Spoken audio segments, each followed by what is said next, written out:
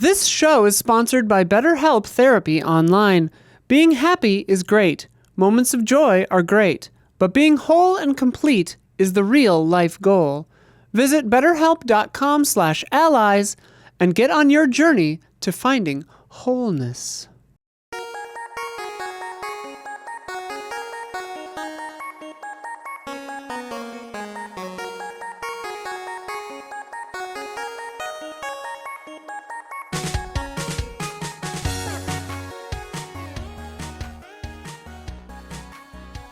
Hello, welcome to the Easy Eyes podcast.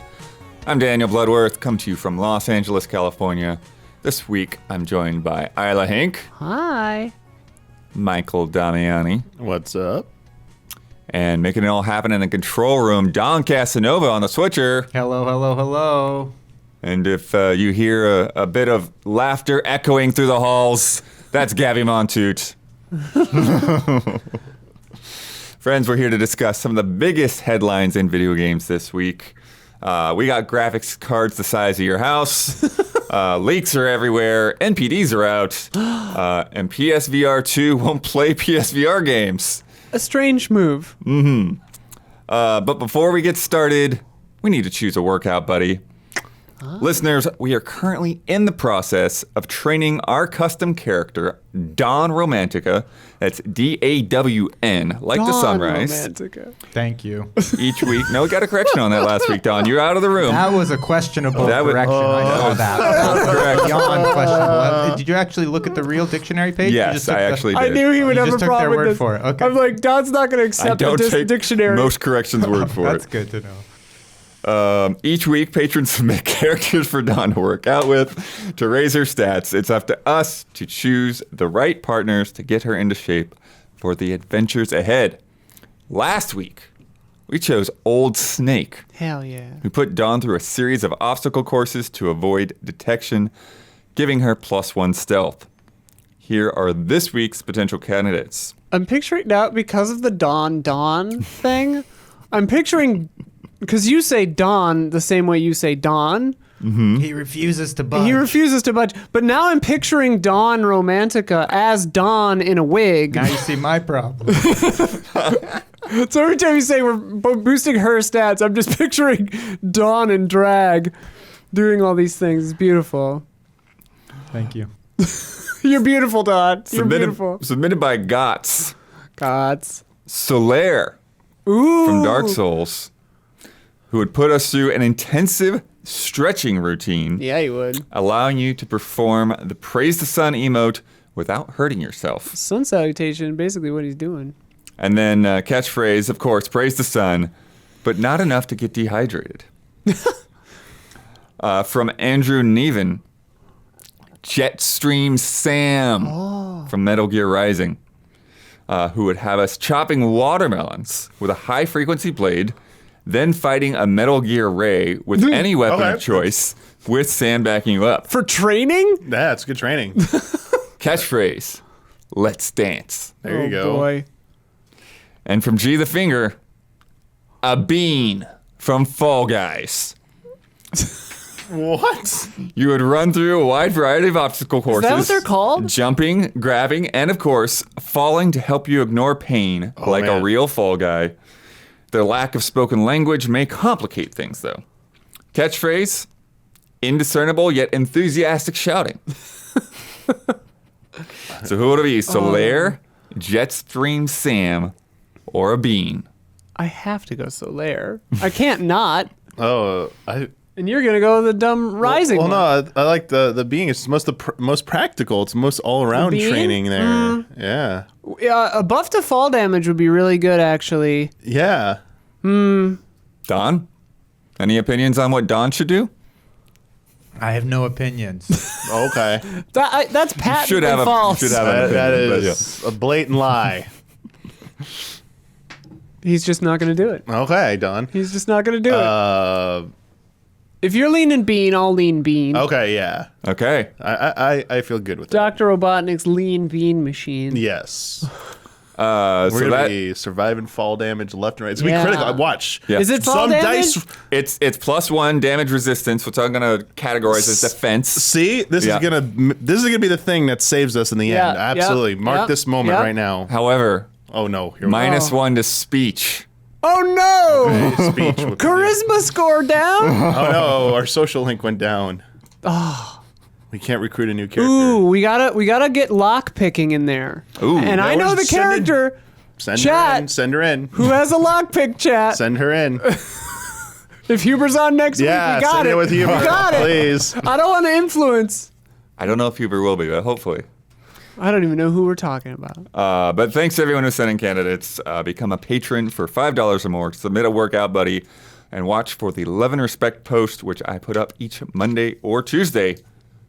Dawn is on her way to the locker room, and now we must answer for the mistakes we made in last week's episode. Dawn, begin corrections music, please. Boop. While the trailer for Tron Identity was brief, they actually did put out a fair amount of information outside of the teaser. People seemed to know a lot. Yeah. Yeah, it takes place in a whole new grid left alone by its creator. You play as a detective trying to find out what was stolen from an important vault. And like many great visual novels, there's lots of dialogue choices, multiple endings, and it's coming to Steam and consoles in 2023. Nice. The teardrops that fall on the Sheikah slate in Breath of the Wild don't come from completing the shrines. Those get you spirit orbs that transfer from the ancient's body They into come in your the body. towers. Yeah, the tears come from when you upgrade the Sheikah slate abilities, Yeah. such as cryonis or stasis, or when you update the map from one of the towers. So are those the tears of the kingdom? Is that what we're Well, that's one of the thinking? things we were theorizing Yeah, last yeah. week. Yeah, it's like, hey, there's tears there. Yeah. Yeah, it does have like an eye, a tear. We talked about Street Fighter 6 ranking system having ranks based differently per character rather than overall rank. All right. And it's definitely not the first one to do that. People brought up Street Fighter 4 had actually done it, even though 5 didn't. Smash Brothers Ultimate, Tekken 7, there's some other examples there. Yeah, I remember live chat mentioned Smash. I had said that Excitebike 64 hasn't been released since N64. That was wrong. It came out on the Wii U Virtual Console. Oh, wow. Which is like this black hole for me because we had all of these years where like my job, like almost from the day I walked into game trailers, was to like record stuff from the Wii Virtual Console every week when that stuff dropped. But the Wii U, by that point, like we were in like a whole different headspace. So I just missed out on a lot of like, oh, that came out on Virtual Console on the Wii U. I just didn't realize it. The Wii U is a bit of a black hole for Nintendo as well. Yes, Haha. it's true. But so many things that like I find out just like through them coming up or re-releasing. Like, wait, that was on Wii U. I didn't know. And Excitebike 64 is one of those. If you have a correction, leave it in the YouTube comments on either the public version of this podcast or the patron version. You start with the word correction in the comment and leave a timestamp so that I can find out what we were talking about. End corrections music. Boop. Isla, you remember the best way to start a podcast? Oh my god, yeah. Game announcements. Suikoden Ah! is back. Yeah. Oh my god. Oh my god. Blood? For real? Straight up. People tweeted me this. It was like midnight. Mm-hmm. I like dropped what I was doing and started watching the live stream in Japanese, just like looking at all the stills and stuff that they did. And then I like put on the theme song to the first game and like almost started crying, just like sitting there. I'm very excited. Suikoden's 1 and 2 getting remastered.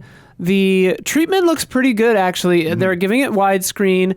They're kind of updating and up-resing, obviously, the backgrounds, but they're kind of leaving the pixel art. Obviously, they're up-resing it, but it looks kind of the same for all the characters and monsters and stuff, which I actually really like, because I've always loved that style of pixel art. In fact, the monsters in Mysterious Monsters, the inspiration I gave to Toby, or like the direction I gave to Toby when I was asking to have them made, was like Suikoden. Nice. So yeah, that's a favorite style of mine. And the fact that they're coming out together is really good because if you play 1 and then 2, there's some carryover in your save file if you've played 1, which is really fun. Oh, that's great. Yeah, it's great. It would check your memory card and like I don't want to say too much, but like characters will show up that if you met them in the first one. Oh man. I don't know. I'm so excited. So if you don't know what they are, they're RPGs, JRPGs, where each one you collect, they're called 108 stars, which is it's a 108 characters basically. Which is insane. Yeah, it's pretty a lot wild. Of characters. I guess I don't know this for sure, but I always assumed that it was because of the 108 like Taoist. I don't even know what they're called, but I think they're like, yeah. And or maybe Tai Chi also has 108 moves. I used to do Taoist Tai Chi in Chicago, so they're kind of conflated to me, so maybe I don't know. Yeah, and here's the crazy thing, because you have all these characters, right? Yeah. All the character portraits have been updated in HG. Junko Kawano, who has also worked on Eiyuden, the spiritual successor. I want to talk about that, yeah. Yeah, we're going to get to that. He designed all the original characters in 1995. He's newly redrawn all the character portraits for Suikoden 1 HD remaster. Yeah, just 8 one Reborn. it looked like. Yeah, that's interesting that they didn't list 2 on there. Yeah, I noticed that too. It's like, okay, maybe they just haven't done it yet, but 2 is kind of like everybody's favorite. I love them both pretty much equally. They're very similar. You collect the characters, and when you get characters, they add to your home base. So it's kind of like not base building in the modern sense of like you don't build physically, but you unlock. In the first one, it's like an old tower castle, and in the second one, it's kind of like a hideout base thing. Do you unlock like different shops and you things get like that? more shops and more areas and more bedrooms and more things, and you can like explore the castle and see where you're like, oh, Matthew is like down here now and Apple's over here, and it's like, oh, I don't know. It's like maximum bonds, maximum homey vibes, and they're just really fun. And the battle system is really cool because it's you kind of input everyone's instructions and then they all do it simultaneously. And you can get some cool interactions in that great. way. Yeah. And Eiyuden, I think, is continuing on that trend. But that was something I wanted to say is like there seems to be no bad blood here. Like it doesn't, like at first I was like, oh, it's a little weird that Konami decided to do this to kind of eat Eiyuden Chronicles lunch. But no, like the people who are making Eiyuden Chronicles who made Suikoden are also, some of them are involved in this too. Yeah. Well, So I it's think like, there's some okay. interesting synergy there, right? Because it's just like when you bring out, classic games to making a sequel, like they're basically doing that, even though Konami is not publishing Eiyuden. Yeah. And like it makes me feel more hopeful that Eiyuden Chronicles will have like the inspirational will be like very direct, Right. because it's like it's fresh in their heads again. I don't know. I love these games. They're just so cozy and emotional. I think Suikoden 2 is the first game that made me cry. Because some dramatic stuff happens in these games, Yeah. Yeah. Oh, and some goofy stuff. Like you fight Dracula basically at one point in the first one. It's just like, why is this happening? But Bring it, put Dracula in every Konami game. That's fine. exactly. It's like You we got have Vamp and Metal Gear. Yeah. You got Castlevania. Yeah, they love vampire characters. They just put them in everything. It feels like basically as random as Vamp just showing up and being I a wouldn't, vampire. because they came out with He's that not weird really, I like guess, but- Frogger Indiana Jones thing on mobile. I wouldn't be surprised if there's a vampire in there. Probably Dracula. There's a Dracula hanging out There's in Kid there. Dracula. Yeah. But the cool thing too is that this game has a couple of different battle systems. There's like a big scale one for army battles too. Oh, okay. Which is really neat. Man, they're just delightful games. The overworld map is really fun and exploring. I am curious if they'll put, if they'll modernize things at all, like add maybe a journal or something for you to keep track of what the hell is going on, because it's like OG game is definitely one of those where it's like you step away for 2 days, you boot back up and you're in the world map and you're like, what was I doing? Right. Like, Yeah. where am I supposed to go? Like, you kind of just wander and find towns so until you here we meet a go. character. I'm not sure if these will exactly address that concern, but they say many new features, so they don't go into all of it, have been added, such as a dialogue log. So you can go back and see that's everything really that good, people yeah. have said. Auto battle, double speed battles. Okay, sure. So those are good. You do get, there are, it's a random encounter game. Yeah. So, yeah. There are a lot of battles that you probably just want to be like, okay. I'll go into some more improvements here in a bit, but what do you think, Damiani? I know you probably haven't had that much experience with Suikoden yourself. I played some of 3 forever ago, and I completely forget it. Right. And I think I have 3 was okay. I think I 3 have was 4 okay. and 5 and tactics. Yeah. But I've just never gotten around to them. Just that infinite backlog that just is like the black hole that never ends. Anything that makes 1 and 2 available again easily for people to play is good, because before they re-released them again, that was like 2 of the most demanded games, especially 2, because unlike the used game market, it was just like astronomical. It was really expensive, really prohibitive. So anything that does something like this, even if and adding quality of life improvements, is generally a win. I view it as a win. Yeah. And I just rescued my old copies of 1 and 2 out of the closet at Omar's, where I still technically pay rent. And that was like a week before they announced this. So it's like, okay, I'll just wait for the new and improved. I think I grabbed them on PS3, the PS1 classics, just to have them. It's like, everyone's saying these are hard to get. I might as well get them now before they're hard to get again. But this will give people another good reason to pick these up if they haven't tried them, or just like someone like you, Isla, has played it. It's a new way to possibly play it, and would love to hear like, oh, I like these improvements, or if you didn't like them, It does feel like, for as light as Konami's output has been, they have been doing a lot of these kind of re-release collections and things like that. Yeah, the Castlevania ones are pretty good. Yeah, those collections have been good. I think it's just everyone. Well, this is not, and then we're waiting the details of the Metal Gear stuff that they announced, but we still don't. It's like, all right, where let's see what you got for that. But I think people are like, when are we going to see Konami move forward with one of these franchises again? Right. And like we've all been like waiting for that big announcement of Silent Hill, and it's like, all right, no. Well, and sort of as Isla was saying, it's like they're also not threatened by so that just means that there's no plans really for them to do anything with Suikoden going forward, except maybe they would put 3 out there eventually as well. Yeah. I wonder if any of that has. I mean, obviously, don't know anything about their like internal relationships or anything like that, but there have been several instances of like creators kind of like striking off on their own and trying revivals or a spiritual successor, and not all of them have gone very well. So I think maybe Konami's like, yeah, sure, do what you want to do. Like, it's never gonna like eclipse like the original, but like you want to do that to happy, because also I think it also behooves them to like keep that good relationship, because as you said, they came back and drew the new portraits for the first one that we know of so far. So it's like, yeah, like don't burn that bridge. I mean, let them go do what they want to do, and like just even if you don't like it, just kind of keep your mouth closed and just be like, it's business. That's all it is. Definitely the live chat during these announcements was like, shame on you, Konami, like, where's Silent Hill, blah, blah, blah. And I'm like, to those people, I would just say, like, I'm excited that more people can try Suikoden now, because, like, it was always kind of a niche thing. And, like, they're truly marvelous games.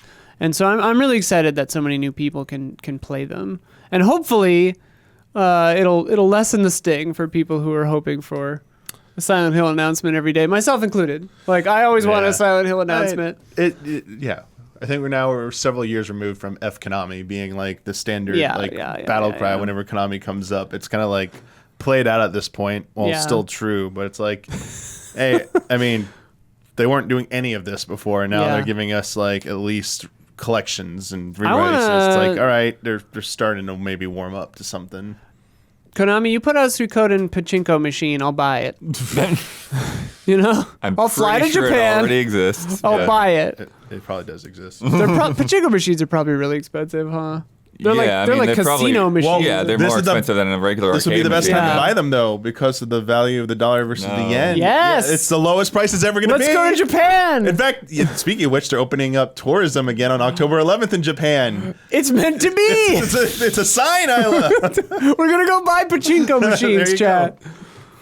But yeah, boy. Suikoden rules. Please play them. Some other features that they talked about: pixel sprites and environment art is enhanced with new screen effects, including lighting, clouds, shadow animations. Yeah, it was funny. flickering They were showing the side by sides, and it was like I never noticed as a kid. I'm like, oh yeah, those trees just didn't move.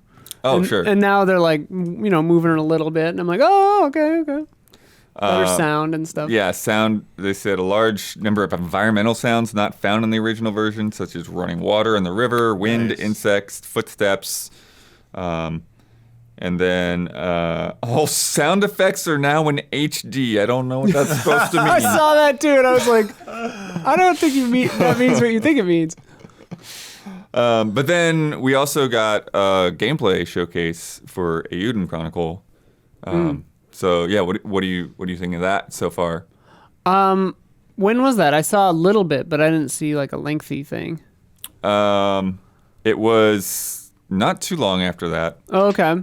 Yeah, I didn't see too much beyond a trailer from earlier. Yeah, it was so just I guess I it was missed just a trailer. I think it was just a trailer showing off. Oh, okay. I think you might have seen No, it. yeah. Then I saw that. I just didn't know if it was like a bigger thing. Yeah, it's looking good.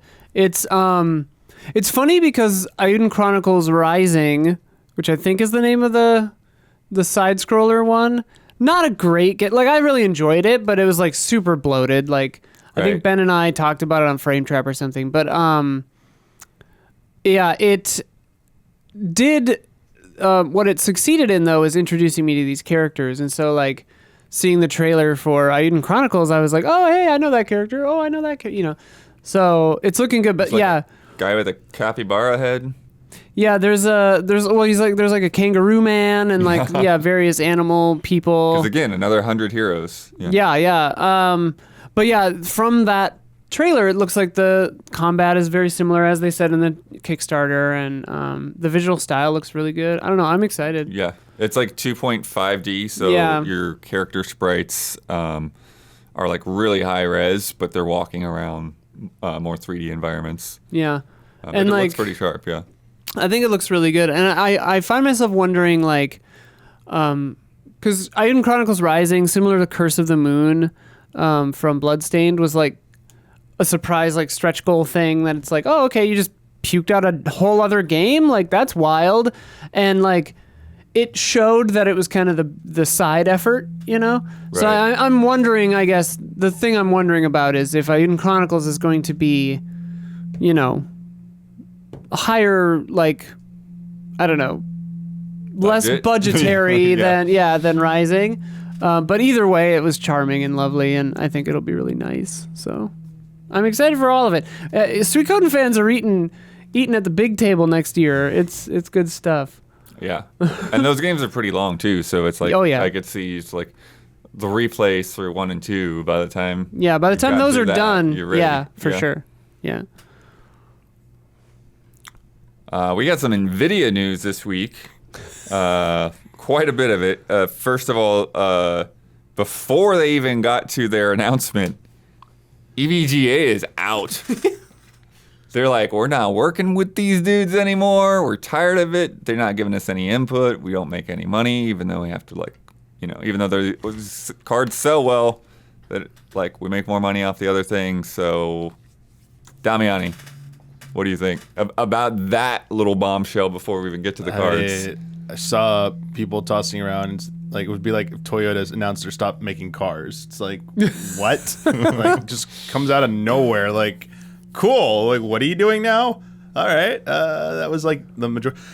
I think it remains to be seen whether or not the CEO's statements about the company will be fine, everything, they could follow through on that, saying their employees will be taken care of. Like, you're losing a massive percentage of your business, and even though it was like razor thin margins, those margins were bringing in the most amount of money for your company. So I don't know how you keep all those employees and lose that business. Like, and then they're saying like it's kind of like company will like burn to the ground before like he like sells it or whatever, something like that. Where it's like it's his hands, he's running it how he wants, and this is how he's doing it. So it's like, okay, like sounds like something like it said. What was the word? Disrespectful. Like they were disrespected by Nvidia. It's like felt like something like out of Mafia. Like you disrespected me. So our business is concluded. Like it's like okay, here we go. You come here with a chip shortage on the day of my daughter's wedding. I'm like, literally thinking this. I'm like, was there like some shady deals going down? Like, it didn't turn out so well, and he like called him in for a meeting. Yeah. Let's have a sit. He's peeling an orange menacingly. Yeah. So that I don't know how that's really going to play out in the long term in terms of I feel like the other manufacturers will probably step in and eventually will be able to fill the gap that they had. Right. So we'll probably feel it the most with this next line of cards that we'll get to in a second. Yeah. But I think down the road it might not be as big. Also, I mean, people are speculating. What does that mean? EVGA will go to like with AMD maybe and try and like make AMD cards. Or are they just done with graphics cards? It sounds like they're done. Yeah. It sounds like they just don't want to make graphics cards. Yeah. They can do better profits with their other components. Yeah, and things like I mean, that. maybe they do have a plan. Like maybe they've done the math and they know what they're doing. But like it is like kind of end of an era for that one. And I think. Wasn't there? Were they one of the ones that was affected when the 30s came out? Remember how they're like some of the 30s were like they kind of had to like lower the clock speed or whatever. There was like that 3090s? flaw. The broken ones, Yeah. They're Like I forget exactly what it was, but there was an issue with the initial batch of cards. where they would like melt or something. Like that? No, it was the chip or whatever, like the arrangement of stuff. I completely forget now. Yeah, I'm there so was sorry. like not enough resistance. But or something. yeah, it was something like Getting the that. words wrong, They I'm may sure. have, may not have, but like after it was over, they were still like kind of like viewed as like the leader. Like everyone wanted like their card. Like, I mean, I still technically haven't seen the answer to this question. Is like my 30 ATI I got like last year and bought a 5-year warranty. I'm like, am I still good? Is that good? Oh, I think that It's stuff's good. Yeah, I'm And I assuming think that they're honoring still selling existing. like Yeah, the if they existing. And they're didn't- selling through Yeah. their existing stock. They're just not making any of the new cards. Right. And once the existing supply is gone, it's gone. If they didn't honor the warranties, that's a class action lawsuit waiting to happen. Yeah, so I imagine they'll still run through that stuff. And like I did see before the announcement of the new cards that like they have like some of their B stock, like their was like actually running at really good prices because I don't know if you saw, but like the mining is no longer going to be done on like GPUs. Like they Right. moved something else. So all this is just good news for like graphics cards. Everything was looking like good news and feeling good until we hit this Nvidia announcement, which is oh wow. Yeah. But obviously they made their announcement when they did because they knew this was coming up and everyone's going to be looking for Yes. their versions of the cards. Exactly. This announcement. They want. I know, it was clear they want to get ahead of this and like stop. Like, here's all the information. Like we best not to like do this after the fact because I think that would have added a lot more chaos and possibly more volatility to the market. Like doing that post announcement would have maybe like had like a more adverse effect than this. I think this is the equivalent of like when when Nintendo like announced the Wii name before they showed off the console, like here's the name of the dumb thing, so get out of your system, make all your jokes and stuff. Like we know this is a bombshell. Like where did this come from? But like but it's not gonna it won't impact anything going forward. And this is like slightly different, but it's the same spirit where it's like, all right, we're still getting over the shock, but like you've come to accept it. And now with the new cards getting ready to go for pre-orders and go on sale next month, it's like. Don't look for EVGA. They're not making it. Go look at the manufacturers, and that's what you have to like look up. Right. Do we know the nature of the disrespect, or just from their cursory little statement? I mean, they've said a lot about it, and I can pull it back up. But it was a lot of the things that I said about profit margins and not having input on the designs. So just but like standard business stuff. So they there's weren't kind like of, but I mean they've been abusing making or them something. since '99. Yeah, they've been like in it I'm forever. to wonder like what like was it really just that like what Yeah. they're saying is are we taking it at face value because Yeah, it says wouldn't even entertain the idea of working with Intel or AMD to continue producing cards. So they just hate video cards. It's been a tumultuous couple of years, I guess, for all of us. I don't know. And all these chip shortages. Dude, and stuff. from what I understand, it's like, if it's the dude's business and like he owns it and like he was like founder or something, like let him. It's his company, but like at the same time, I secretly like hope like it's like a Tolkien situation where like someone else can come in later and like negotiate, like, you know, when this dude's gone, it's like, oh, we'll come back to graphics cards and stuff. Like, please, like, Yeah. you guys are so good. It's like, can you just bring it back? That's what everyone wants. But I mean, if it's like, I can see if it's a logistical headache and you're only making like 3% or whatever on them, and they said they make 300% on power supplies or whatever.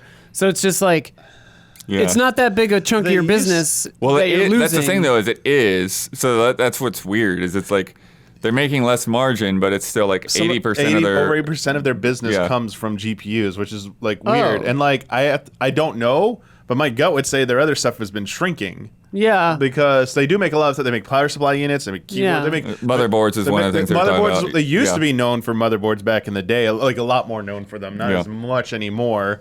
I think the only thing they don't make is like monitors. They even make capture devices for like video capture, but I don't think anyone really prefers to go with them. Like, I've seen so many other brands that are usually put first and foremost when you're picking components, except when it for comes to graphics GPU. cards, yeah. Right. Exactly. So it's shocking. No other way to put it. Just shocking. And like, I've had one card that gave me slight issues, but every other EVGA card I've had has been fantastic. Yeah, I was Like, trying to remember if amazing. mine's EVGA or not. Yeah, it was just I think it might be. my 20 Ti. One of the ones in there is. Had to arm it a few times, but eventually they gave me one that like worked great and fantastic. So like and it didn't cost me any money Right. either. It was just like the Good time and customer inconvenience. So like they do have good customer service. I'll say that. And from what I've been hearing, everyone like MSI, ASUS, Gigabyte, like their customer service is not great. So it's like, Right. yikes. I was like, all right. Yeah, so they said the decision to stop working with Nvidia was easy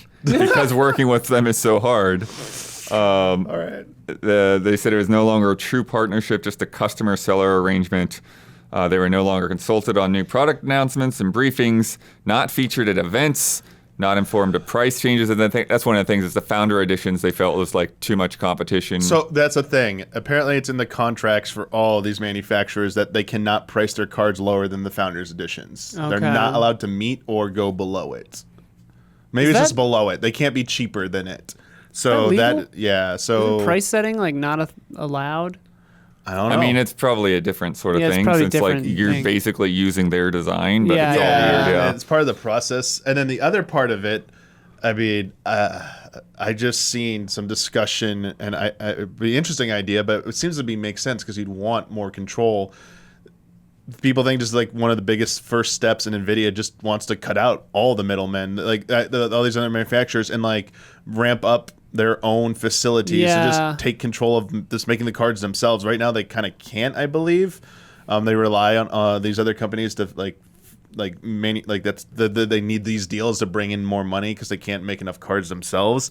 But I imagine if they have some long-term plans, maybe that's their end game. Is they're like, we can ask for what we ask because we know we're going to be able to like do this, and you can't do anything about it. It is kind of a weird thing, right? That it's like, I got this Nvidia card from one of these 8 different companies, and it's like, I'm sure other companies like Samsung or whatever, cars like use different factories, obviously, but it's like, it's not a different company making this thing all the time. We've seen, yeah. I mean, As aware of it. I mean, yeah. I mean, it's not that uncommon. In fact, even in video games, it's happened before. With GameCube specifically, Nintendo allowed it to be manufactured by Panasonic to make the GameCube Right. version of that. So like, Q. yeah, hardware. Even within video game hardware, they've had like put out the base board and then let other companies run with that and make their own versions of that as well. But that's usually more behind the scenes, right? Like, a consumer doesn't pick the EVGA version or the Panasonic version or the Well, Nintendo no, the version. Q is a whole different thing. Oh, okay, So okay, it's okay. like it was a GameCube that could also play DVDs. Yeah. and it had like a mirror silver finish, so like you could see your reflection in it. It's That's pretty funny. crazy premium product that Yeah. it only came out in Japan eventually, Okay, but okay. yeah. yeah. I mean, so within PC, I think this is actually No, yeah, very yeah. very common. But Yeah. But not with like most consumer electronics, is what I'm saying. Like yeah. phones and cars and computer or Yeah, gaming like I don't consoles and think stuff. like Apple when they make their new iPhones doesn't provide Right. it to other people, and like someone makes another version of an Right. iPhone like officially, like Right, there's probably right, knockoffs, right. but like that's not the same thing. Yeah. Unless like I don't know. One like, thing I'm not that's familiar with gotten a phones. little weird lately is with controllers, like Power A being Yeah. essentially like Accessory. officially, Licensed, sanctioned or whatever. yeah. I feel like this has happened a lot in accessories though. Mad for Cats. forever since like the like.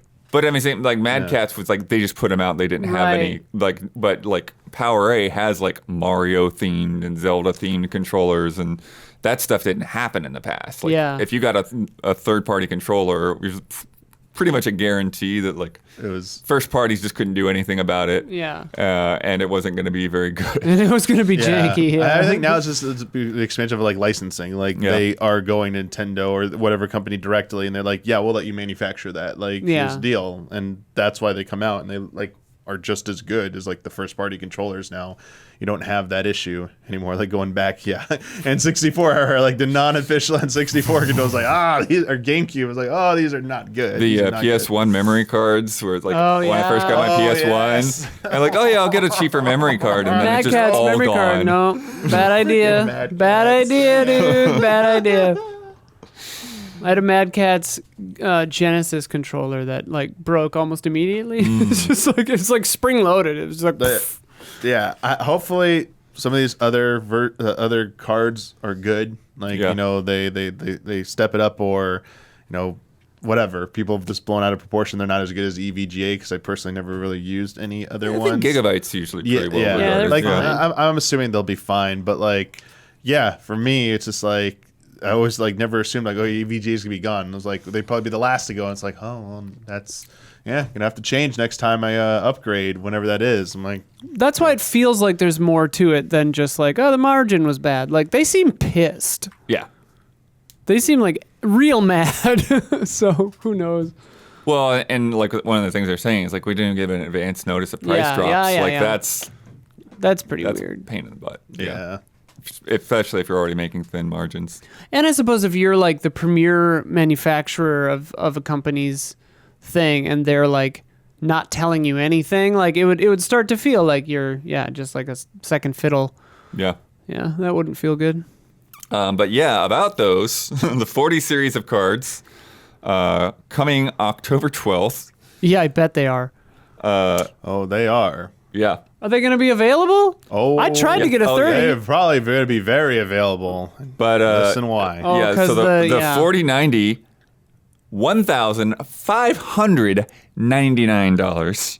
A steal. The 4080, the 16 gigabyte version is $1,199, and then the 12 gigabyte version is $899. All right. That's the cheap end, is $899. And this thing I think is contested. I'm only going to repeat what the debate is. Okay. I'm not an expert on this, so like this is just what the two sides are saying. Okay. There are a decent amount of people upset with the naming conventions of these, especially for the 12 gigabyte 4080, because based on its like core count, it should be called a 4070. It is not a 4080. Got it. And thus, they are trying to disguise a 4070 as a 4080 and charging exuberant price hike on it. So if you take the 3070 and the 4080 12 gigabyte and do the price difference, it's like basically they're charging scalper prices now. They've cut wow. like the middleman out. And Which so- I guess with such like demand so consistently for so many years, like they probably think they can charge whatever they basically want. this is a result of scalpers and people buying Yeah, from scalpers. yeah. Like this is and like all the other issues that go along with it. It's a lot more complicated than that, but the last 2-3 years have basically shown Nvidia that this is what they can charge and probably get away with. Also, this will help them burn through a lot of their back catalog of 30 series, which they have an excess of right now, because those are actually easy to get and Really? on the cheap right now. Well, maybe not now after this announcement, but before this announcement, it was very easy to get a 30 series card. And did you see, I think it was just today or maybe yesterday that he had said something like, oh, price cuts are a thing of the past. Okay, yeah, that is literally the definition of like we saw what happened the last few years. We now feel entitled. Like, yeah, what is this narrative you're talking about that like we should be like competitively pricing and price cutting, and like no, that's the past. We're gonna do what we're gonna do. It's like, yeah, you saw what happened during the pandemic. You took advantage, and now you think you could keep doing it. It's like, wait. And like the thing is, they probably won't have to lower prices for a while, because I don't think they're going to be too terribly worried about selling out of these right away. They have a huge surplus of the older cards. They need to get rid of those, especially with like crypto crashing, with all like the changes of that. They want to get rid of that excess inventory. And then they're like, all right, once that's gone, then people will have nowhere to turn but the 40 series cards. And like, you're going to start buying them eventually. So like, we'll sit here and wait. Like, time's on their side, basically. And it's like, well, that's one of the things, Damiani, that is crazy to me about them even announcing this stuff right now, is it's like, is the market even ready for the 40 series? Like, it doesn't feel like we've game developers really like no. The answer is maxed like, out what the 30s can do. It's like, do you want 14? Nobody's had them to. So here's another shitty thing about this. We got to call this out right now. DLSS 3.0 is getting gated behind these new cards. Right. No older, like, so the 30 series will not get that. And it's like, they are trying to force you to upgrade. And like the Nvidia numbers, like these improvements, most of the time are based on with RTX on, with DLS and stuff, these improvements. So it's like, if games don't even take advantage of that, you're not getting like raw 4K. Like the jump isn't that as big as they would think. Right. Like the percentage gain over last gen is not last series is not as big. So well, even when they say like 2 to 4 times faster than their counterparts, like that doesn't sound like a lot to me. Yeah. Again, those are for their numbers and stuff, right. But like the numbers being tossed out once more, the tech people put out their videos, like Linus and Digital Foundry's already started messing around with the preview versions. They throw out numbers like 25% increase, like that's the real world increase you're gonna see, and they're usually judging this at 4K, like where it matters most. But like, there's so many other things to consider. Like you're right, like are games even really utilizing that? And not many are pushing that. Also, at a certain point, like you got to worry about like CPU bottleneck. It's not all just your GPU at a certain point. Well, and I've heard people are saying that like at some point, they're going to have to start worrying about like bringing the power. Yeah. Power, because like they're saying that like 700 or something watts for this stupid thing. 750 or 800 was the number I saw being used. And that's more than some power supplies. Even though like Nvidia was arguing their power usage is better or something, I was so confused. Like they're like, it's better in the last series, but it's using more. I was like, wait. It could be more efficient, but require more. Yeah, I guess that's what they mean. Exactly. That's essentially what it comes down to. That part I'm not the most up to date on, but the pricing is just ridiculous. Like, and the need for them, like sized. Big like they're like the one when they're holding up the 4090, even like the 3080 16 gigabyte 4080 16 gigabyte version. It's like, what the. You need the biggest case. Like they just keep getting bigger and more ridiculous. Like no one's making them like more efficient or like smaller and stuff like that. They're just like, I don't know. It's like going in the wrong direction, I feel like. And honestly, yeah, I'm someone who likes to keep up with the newest cards. I'm not getting one of these because I just spent a lot of money on the 30 Ti. Right. This isn't. I only play at 1440 as well. And like if you're at 1440 or 1080. These are not necessary. Right. Like your card is gonna, like card you've bought in the last few years is gonna be great for several more years. Like there's no need to rush into these. And yeah, I just don't know. Like the 90 series has always been more of like a production thing. Like it's more of a flex card for people like, yo, I got a 3090 or 4090, yo. Like I get like 10 more frames at 4K or something than you. It's like it's not. It's like. People who upload their like their what's it called, the site, like when they run the test or whatever, you see their score or whatever, the benchmarks. It's like they upload it to that site and they're like, look how high I got, and it's like whatever, like that's cool, but like does that really make that big of a difference in your what they were experience? saying with the DLSS 3 is they showed like Cyberpunk with like the psycho ray tracing settings and full 4K or whatever. And it went from like 22 frames per second to 100 frames per second with the DLSS. But see, that's the thing that's weird to me about this. Like they found like this weird little pocket of stuff like DLSS and this like frame generation thing to where it's like your power is not coming from actual power. It's coming from these Yeah. like AI routines that are like Right. interpolating and Upscaling creating and, yeah. frames that aren't there now, and so yeah, so that's one of the things they're saying is like it's going to introduce some slight latency because you're playing the game at whatever the frame rate is running, and then the card is making these additional frames. It's like really kind of strange. Yeah, I think if you're playing with that stuff on anyway, like you're playing just like like for the showpiece. You're not playing Right. for like competitive reasons or for like the accuracy. So like you're playing a fighting game or a shooting game with with those settings on. If they support them, you probably shouldn't be using those settings. Like, it's just like, yeah, it's the same thing like consoles have performance in like cinematic mode, yeah, yeah. performance and fidelity modes. It's like when you want the gameplay to matter more, you turn on performance because the frame rate, the refresh rate matters more, and the latency matters Yeah. the most. And if you just want to see how good it can look, sure. I mean, that's a fun. Right. That is a fun thing to do. It's like see what your card's capable of seeing and like or outputting. Supporting 360 frames per second at 1440p, and it's like there's no monitors. Yeah, the what monitors monitor are does coming that? this fall. Like, Cool, it guys. just feels like it's such insane overkill. They're just going after whales at this point. Yeah. They want the people they know they're gonna want just want to say again. They're just flexing. They want the cutting edge. So stuff. what you're So, like, saying, Damiani, is that they built these cards only to cater to the ultra rich? pretty much. 5,000 a day, 10,000 a day. Well, but that's the complaint. Like people are looking at like with these prices. So where the 70, they're 70, and the 60 and the 50 end up, which are usually what most people end up buying, is seeing as like the best value for your money. These are going to be overpriced as well now. So like you're seeing it like a concern about how the future of PC gaming, like, is it going to be as viable for people, or is it going to become very, very hardcore enthusiasts where it's not for everyone anymore because it's so damn pricey, because graphics cards are getting so damn expensive.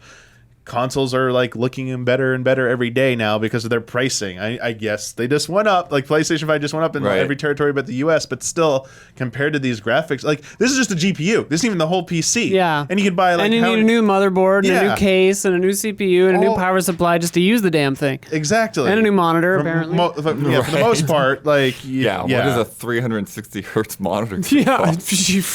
I mean, yeah, and then the heat coming from that $600? thing. I mean, Oh my God. It'll have fans. You gotta have liquid cool your monitor. I'm just excited what this is gonna do to the Black MIDI community. Do you know about this? The what? I think it's called Black MIDI. There's a band called Black MIDI, but there's also a thing called Black MIDI where it's like I think it's what it's called, is you try to make your computer play as many notes, as many MIDI notes on a piano roll as you possibly can. Okay. It's awesome. Or it, like, Look it up. crashes or something? Yeah, and like Okay. it's a flex that you can have like Okay. millions of notes, That seems interesting to do. and it's like visual patterns and stuff too. Okay, I know. It's gonna be sick. When you're That's tuning what I'm your, like, saying. These overclock, 4090 yeah. Black MIDIs are they're gonna melt your brain. Experimental math rock. Yeah. This is There the- you Yeah, go. that's basically what it is. It's cool stuff. Yeah. Price prohibitive. I mean, but my guess is that these won't be that hard to find. Like, because nobody can afford 'em. Because the 30 series is so readily available. Even if they go slightly up in price, they're still going to be seen as better values. But there will be a point where that supply might be exhausted, especially EVGA not making any Right. new ones. And that's Yeah. a significant chunk, especially of North They American market usually alone. keep at least like the last generation available, right? That still remains to be the budget kind of thing until they put out like a 60, like you were saying, right? Yeah. They did like a 40, 70, 40, 60. So what are the And- ones that they've announced for the These 40s? are the Founders Edition prices, by the way. These Right. aren't like the other manufacturer prices, which heavens. are going to be which will be more expensive. Good yeah, Lord. so there's a 4090, the 4080s, 16 gigabyte version, and the 4080 12 gigabyte Okay. version. Which And the 12 is what you were saying is like basically not That's a a good big jump. debate, is where people are saying like they're being deceptive there. That's really they should should just be be the calling it a 4070. 4070. Yeah, okay. And at that price tag of $900, it was like $500 last time. So like they upped it by $400. So it's like Which is why they why they put the 80 on it. Yeah.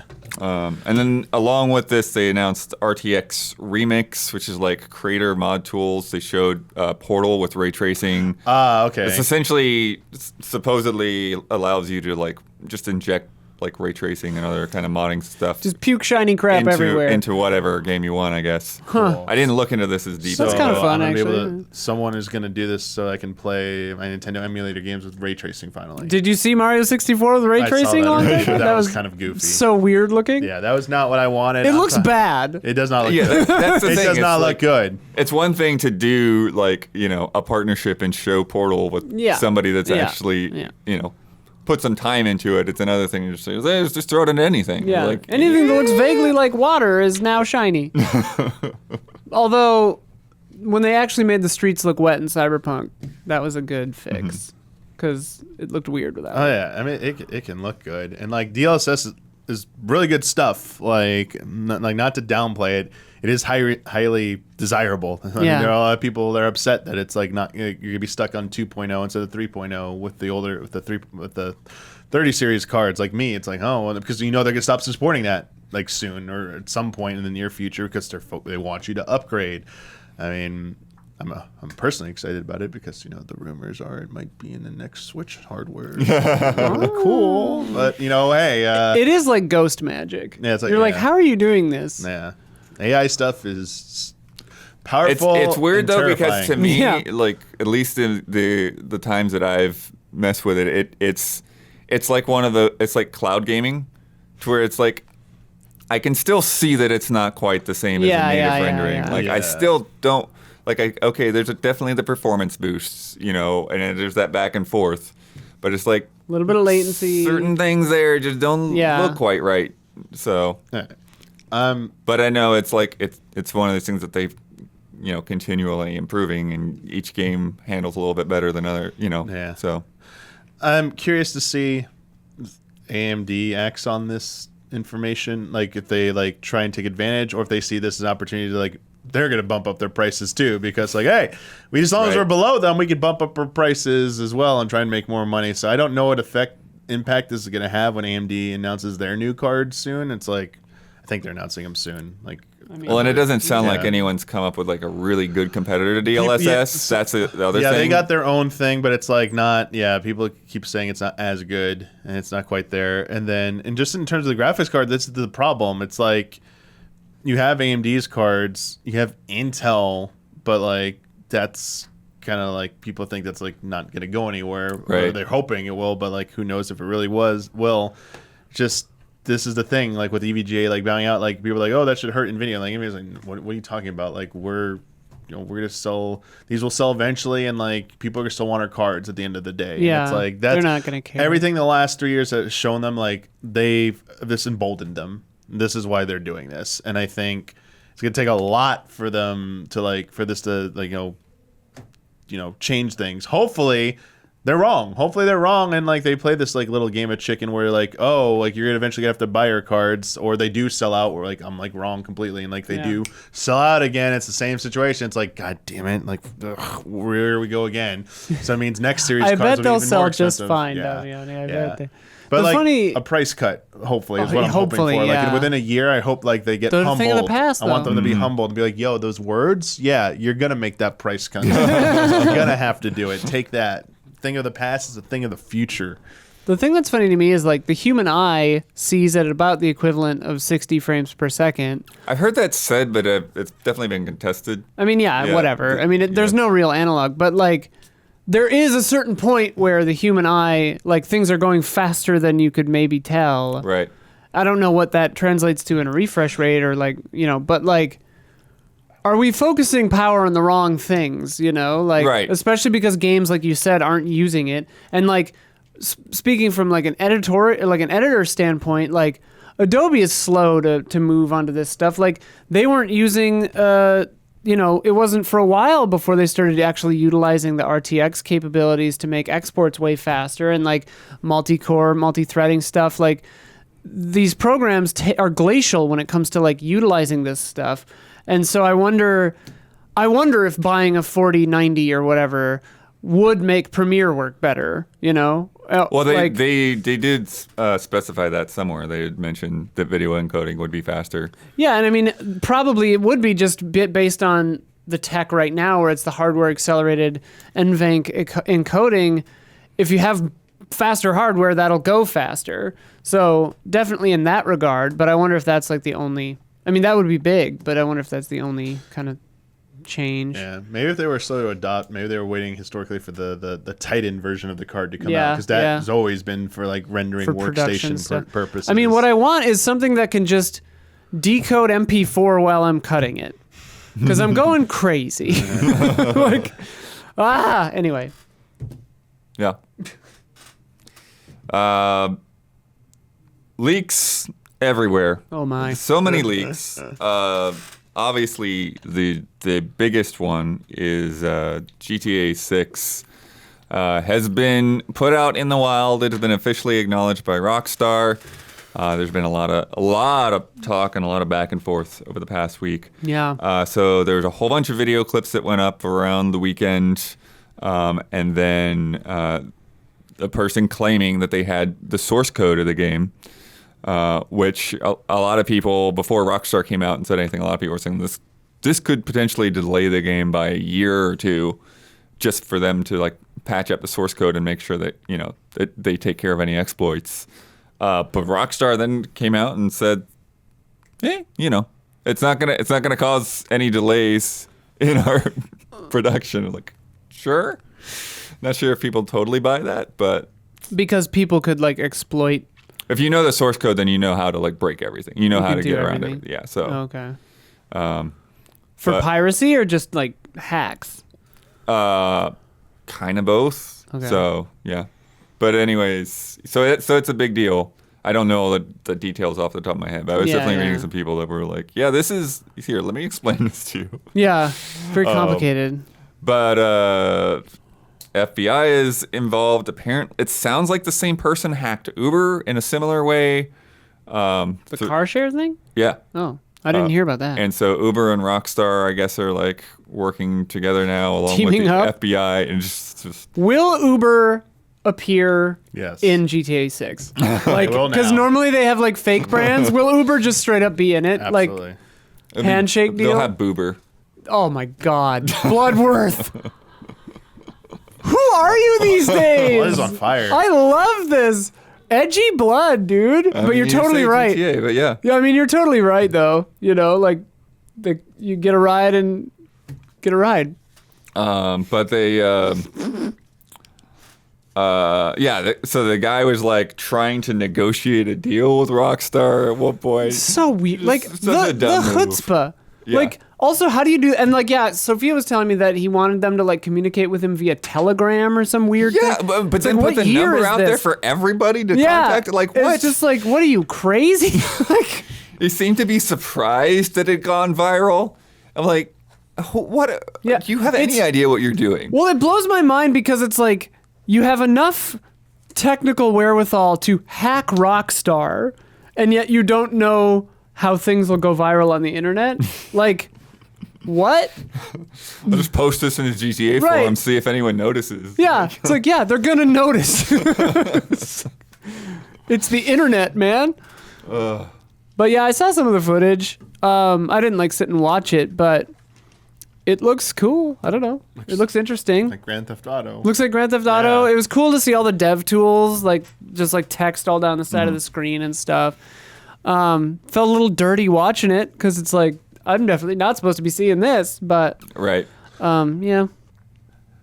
Yeah, I feel bad for like I feel the bad for game Rockstar. being like revealed in a way that they don't want it to be revealed. Yeah, it's a But nightmare, as they said. but yeah. I think it was nice to see the industry kind of rally around it to like Yeah. kind of like fight the stigma of like shame, like oh be embarrassed by this footage. It's like let's show you like one of the first ones I saw was like Control. Like here's Control that won like best visual stuff. Yeah. Here's an early build of it. Here's what it looked like at the same point that probably Right. GTA 6 is at. It's like this particle or like objects is attached to the character like floating around, like this looks wrong, but like they're just it's for testing purposes. Yeah. Like this is like I think there'd be less of a stigma if more companies were a little bit more open and showed more behind the scenes of the process. From they can't do it for every game obviously, but like at some point putting that out there, like hey, here's a making of documentary of like X game, huge AAA well, title. Skate's been doing that.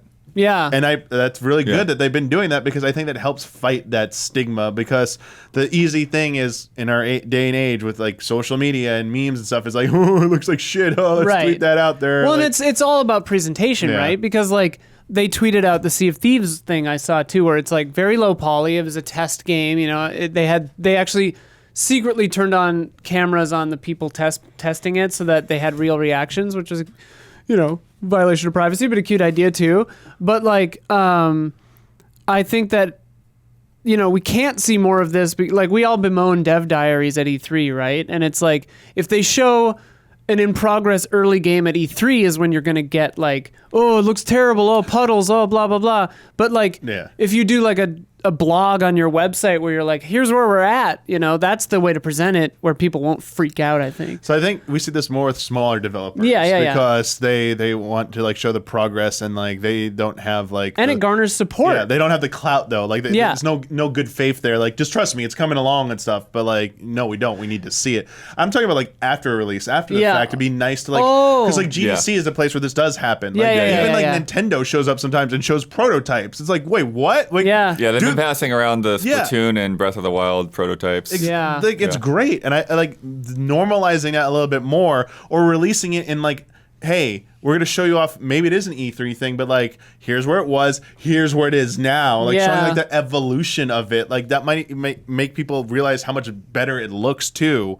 I don't know. I think there are effective ways to do it, but I think the end goal is just helping to like normalize in the mindset of a lot of like consumers and just like people in general that like games don't start looking like they do at the end of like when they're released. Right. They don't just come out looking like that from the Right. beginning. So like you got to do some of that work. And if you see something like, don't go like, yeah, you can be like, okay, that doesn't look good, but know why it doesn't look good, because it's so early in development. Like, it's just information and education. That's all. And You made me think of something though, that like there is like a tipping point in game, like brand awareness or budget size or company size, where like Ubisoft showing a game before it's ready is terrible and looks bad and dooms the game forever, whereas like Johnny Indie showing their game really early, it's like, oh, way to go, this is super cool, you know. Like, I wonder where that middle line is, where it stops being cool and indie and like, or, I you know also what I mean? think it is very being much helpful. You know, like Dami was saying, I think it's a hindsight thing. Yeah. Where it's more effective. You know, it's Yeah. like, well, you know what the final game looks Yeah, like. yeah. And then you go back. But when you just see like, you know, like Splatoon and Sea of Thieves, they're like, your character models are just like rectangles or big oval guys. Like, yeah. you can't get a sense of what Well, the game even is. Most people, This you know. used to be stuff that we'd see, like with a Game Shark and stuff, and people would find like the beta Right, rooms the or Wind like the Waker testing room, yeah. rooms. Like, Yeah. like it's like sometimes it still exists in the game. It's like that was cool to see. After Remember the fact. the test footage of Ocarina of Time, though? Remember when we saw that? Like, Link was very basic and rudimentary, but at that time, like 3D graphics was so Yeah. new that like anything looked cool. Yeah. Those are the things I would like wish Nintendo would put out like official footage of. If they still had it. Like I'd love to see more footage of like the early builds of this stuff. Like, and at this point, and I think.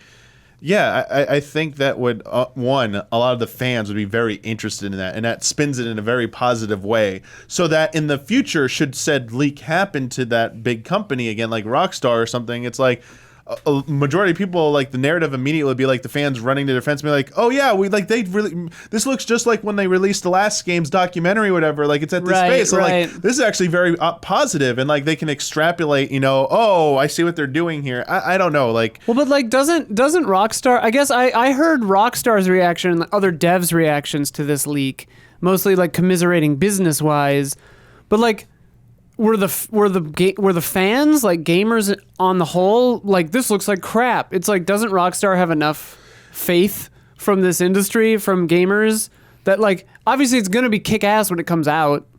Like, were people saying this looks terrible? Yeah, I mean that's why this whole thing Yeah. happened, is because like one person's reaction just sort of became a meme, Ah. and then all of these other studios like, no, this is what our game looked like. You know, It's like that's. I guess that just shows. Yeah, we need to educate people on how games are made. yeah. they don't just mystically happen. And that might be asking a lot too, but at the same time, I think this is also a byproduct of how the secretive nature of games have become in service of the big hype reveal. It's like as we're getting because digging into more revealing- leaks and stuff, it's like this is also a little bit of like a product of like everything's about like I know it's the marketing plan, but like too much of it's about the build up and the announcement. I get that's a big moment sometimes, but like there's too much stock put into that now that like it's just become like a machine, and it's kind of but like it goes both ways though. It does. It absolutely that's does. The thing. Yes, Remember, it does. You know, a lot of people got upset with BioShock Infinite for misleading advertising for their E3 reveal, and it was like it's not that it was misleading. It's just that like they just decided to throw that stuff away and make a different game, essentially. Right. You know. So like all of these different things that you saw in that gameplay demo was like that was the game at that time. And now it's not the game. And so I think that's one of the reasons that you get some of the secrecy is like people are still trying to figure out what the game is. Well, and like that's because like the nature of the industry has become, whether intentionally or not, I think certainly unintentionally, showing your game at all is advertising. Like is a commercial marketing endeavor. Like even if you don't intend it to, that's how it's taken.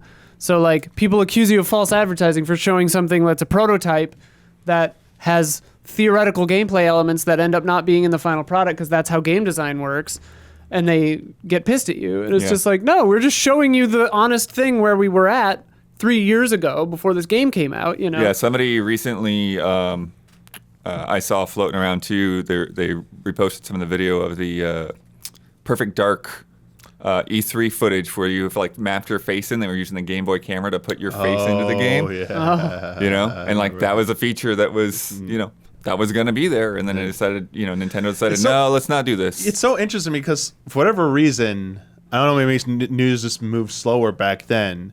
To me, from my perspective, all that stuff was like seen as normal and like not like outrage when it happened. It was like it's more like trivia knowledge. Like I'm cool because I knew about that being cut. Yeah. Versus like, oh no, we want to like roast Nintendo and like harass their employees and stuff because like we're angry. Downgrade. And, like, yeah, it's a downgrade or whatever. It's like I don't know. Maybe It's because the human brain is not built to handle the internet.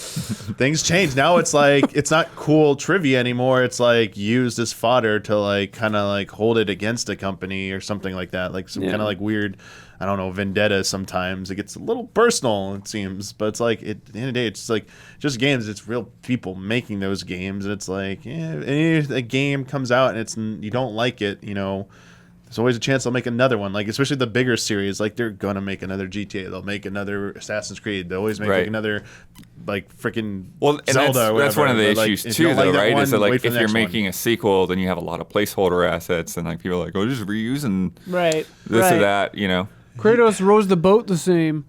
Right. It's like, yeah. Yeah. Okay. I saw some of that with Horizon as well. Yeah. You know, and it's like, well, why reinvent that exactly? The difference, though, like, of course they'll make another GTA, but that'll be in 12 years. you You know, like in Assassin's Creed, you wait 9 months. Yeah, those come out a lot faster. I mean, but that's like that's the thing. Like, and we know what it is with Rockstar GTA though. Like that first trailer drop is the big thing. Yeah. And even this, while you've seen the game technically, you have not seen the game. Like you've not seen anything close to how the final thing probably looks. So like when that trailer drops, it's still gonna be a surprise and stuff. So like I don't think it's like. I never really thought that, like, the only thing that ever was concerned was, like, the source code stuff because of, like, you know, how much access people could gain if we got into the wrong hands with the, you know, and then it would force the team to have to go back and address some stuff. But, like, as far as, like, something being out there visually, it's, like, the worst thing that happens is it comes out right before an announcement and you see what it looks like. And it's, like, and it is, reflective of the final product. And it's, like what happens to Naughty Dog every single time. It's, like, I mean...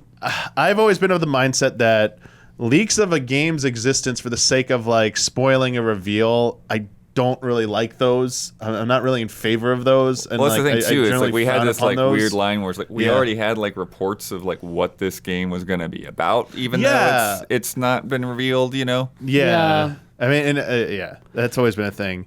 I'm always for leaks that like existence of a game that we'd otherwise never have known about. Let's say like something that got canceled. I love those types of Absolutely things. love those. Yeah. As long as they're Historical leaks. legal and stuff. I always get a little worried when it's like how the means are obtained, but as long as it's like done okay wise, I love learning about those things because it's more of like history and information or leaks that expose things that need to be exposed, like something that was otherwise being concealed. And it's like, Yeah. this needs to be brought to light. But like a game existence is like, it will be news at some point, but like you don't have some moral obligation to report on, like, I learned the existence of this game. It's coming out next year. I have to report this. It's like, I don't know. I feel like that is a line sometimes that like I don't know if you need to cross that line.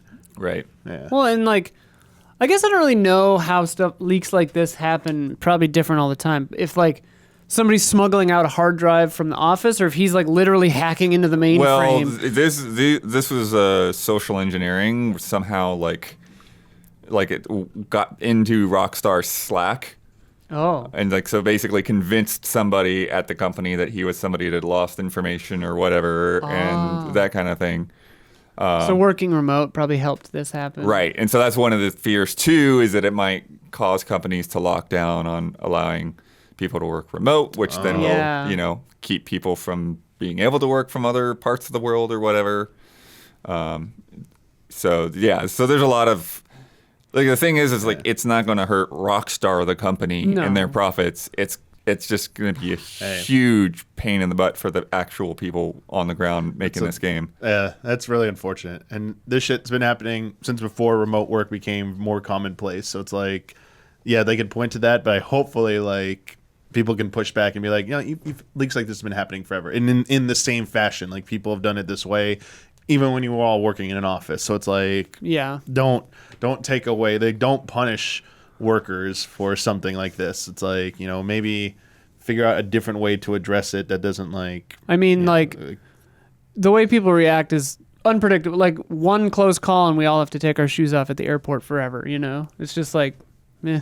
Yeah. Again, Rockstar They seem to be- publicly saying that they're Yeah. not going to change what they're doing. They seem to be pretty chill So, about it, honestly. yeah. Like, you know what? They're taking down everything and they're working with the authorities to figure out who this person is, and Yeah. they're not saying a whole lot about the dev side of it.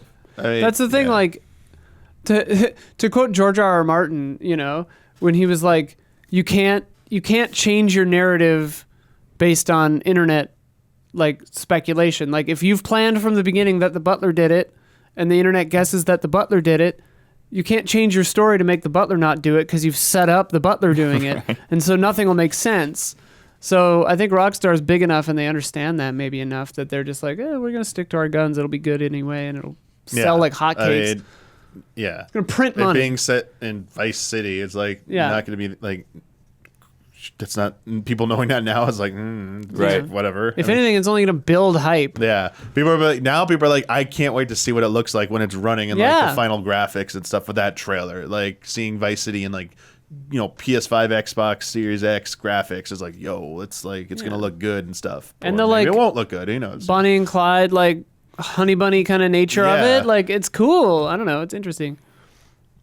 But again, the fact that things have leaked, whether it be the information or the footage, when they change things, it's just going to make people have all these weird questions about, like, I thought it was going to be a Bonnie and Clyde thing. Why did they get rid of that? And you're like, I'm gonna be like, because it maybe wasn't working. Who knows? I'm gonna be like, why is there not a paragraph of dev text on the side of the screen? That was my favorite feature. Why are my like coordinates and frame rates like being displayed at all times? What is this? Why aren't there weird item ID boxes showing up on everything? That was the best part. Yeah, I saw the shit in Watch Dogs. Like it's like the hacking part, right? Where'd you cut the hacking scene from? Yeah. a lot of other things in terms of leaks that have happened recently. 2K's support system got hacked, and so they got in and they were emailing customers. And so if you got an email from 2K support with a link, don't click on that link. Oh boy. And also, get all the passwords and all that stuff updated there. Could you do that kind of stuff with source code? Like, if you knew the source code of GTA 6, could you, like, reverse, like, hack in and plant, like, a virus into GTA 6 or, like a keystroke tracker that, like... Potentially? I don't really know. Whatever. But yeah, there's all kinds of weird malicious stuff you could do for sure. Yeah. 40 minutes of Diablo 4 footage got leaked. Apparently somebody with a test build was streaming it, and other people just started watching. Yo, there you go. Has like clear watermarks on the screen that probably personally identified that I was gonna build. say that's got like all we play a lot of preview builds sometimes that have like easy allies like watermarked onto it, and it's like I didn't know. it's just, who leaked it? There's an email I was supposed to read? Yeah. I thought I was going to play it. Read the email. A really wild one, YouTube video producer Dan Allen slipped up. He had been using an alternate Twitter account known as The Real Insider, had been leaking stuff that was just like, basically like as a content creator, as a media, like that gets emailed to him, the embargoes, NDAs signed or whatever, including like a lot of the recent Assassin's Creed things. Yeah. And he replied to somebody with his real account and got caught. Whoopsie. Yeah. Seems like this is the way it always happens. Yeah, It's yeah, like, yeah, it's yeah. social media. It's like when people are trying to like do things, it's like you just accidentally reply in the wrong account. Like there. But it's like good, dude. Like if you're gonna if you can't play the game, get off the dance floor or whatever. But this is a. But this one's like this is like. I don't know. This is like better, man. Like this is is like not you were smart literally at trying all. to take Oh, yeah. advantage of like your access that you clearly gained under certain conditions. Yeah. And you broke that trust. So it's like like And if there are actual NDAs involved in this stuff, that's Yeah. people were saying yes. There's lawyers are going to come after Yeah, you it's now. like you're like sorry, bud. Like maybe like yeah, anything we've like in the past that's ever come up like with our fun stories about weird like someone wasn't happy with something we did with something. It's like those are always like, oh, we thought we were doing this right or whatever. This is like straight up like malicious. Like Yeah. you are clearly trying to like burn like you're going too far here and like you're getting but afterwards, he also admitted that some of his rumors, straight up, he just made them up. He just made up stuff about Silent Hill and Metal Gear. Kind of. I Okay. feel like half of these guys are just doing that. I mean, I feel like more than half. So I guess Yeah. is that a way to like keep people off your trail? And it's like, well, he said that. They but were we don't know wrong where half that's the because coming from. I mean that's the mentality. Yeah. It probably is like you can't be too good at something or too accurate because Right. you got to lose some or you got to like predict a few things. Like there's like probably like that sweet spot of like percentage. Like I gotta be right 67.7% of the time. Anything above that, like Nintendo ninjas are gonna know and they're gonna drop down on me. It is funny, like market analysts or like Jeff Grubb or whoever, where it's like, how often do you have to be right for people to still listen to you? I mean, yeah, that's a whole thing.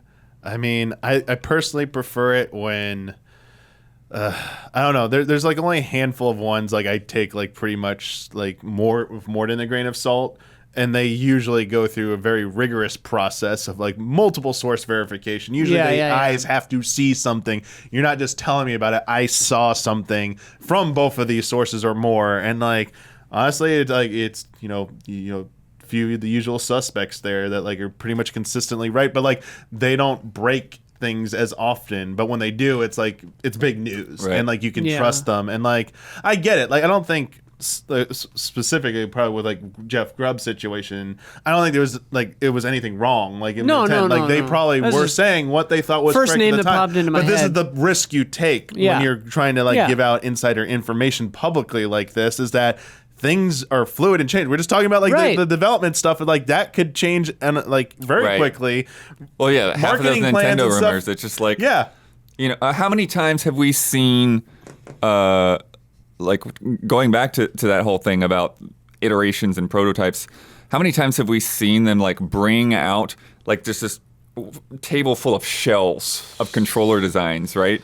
So we Yeah. got this and this and this, and then we tried that, and it's like even the Xbox controller, which feels almost identical Yeah. generation to When generation, they they showed show that, you all of yeah. these different designs that they tested. I love the button pressing, like testing machines that they show in those videos when they finally pick one. And it's like you catch a glimpse, like someone shows you a photo that shows like one of those prototypes. It's like, yeah, that was a prototype, but like you didn't get the full picture even in that Yeah. sometimes I feel like you don't always have the full context as an insider. Some of these insiders when they're getting told something, and like that's part of the thing is like you are putting your reputation on the line Right. as what in your credibility. So maybe be a little bit more selective and like you don't always have to repeat everything that you hear as well. I mean, and along those lines, here we go. New website Insider Gaming, not to be confused with Inside Gaming. Oh, great!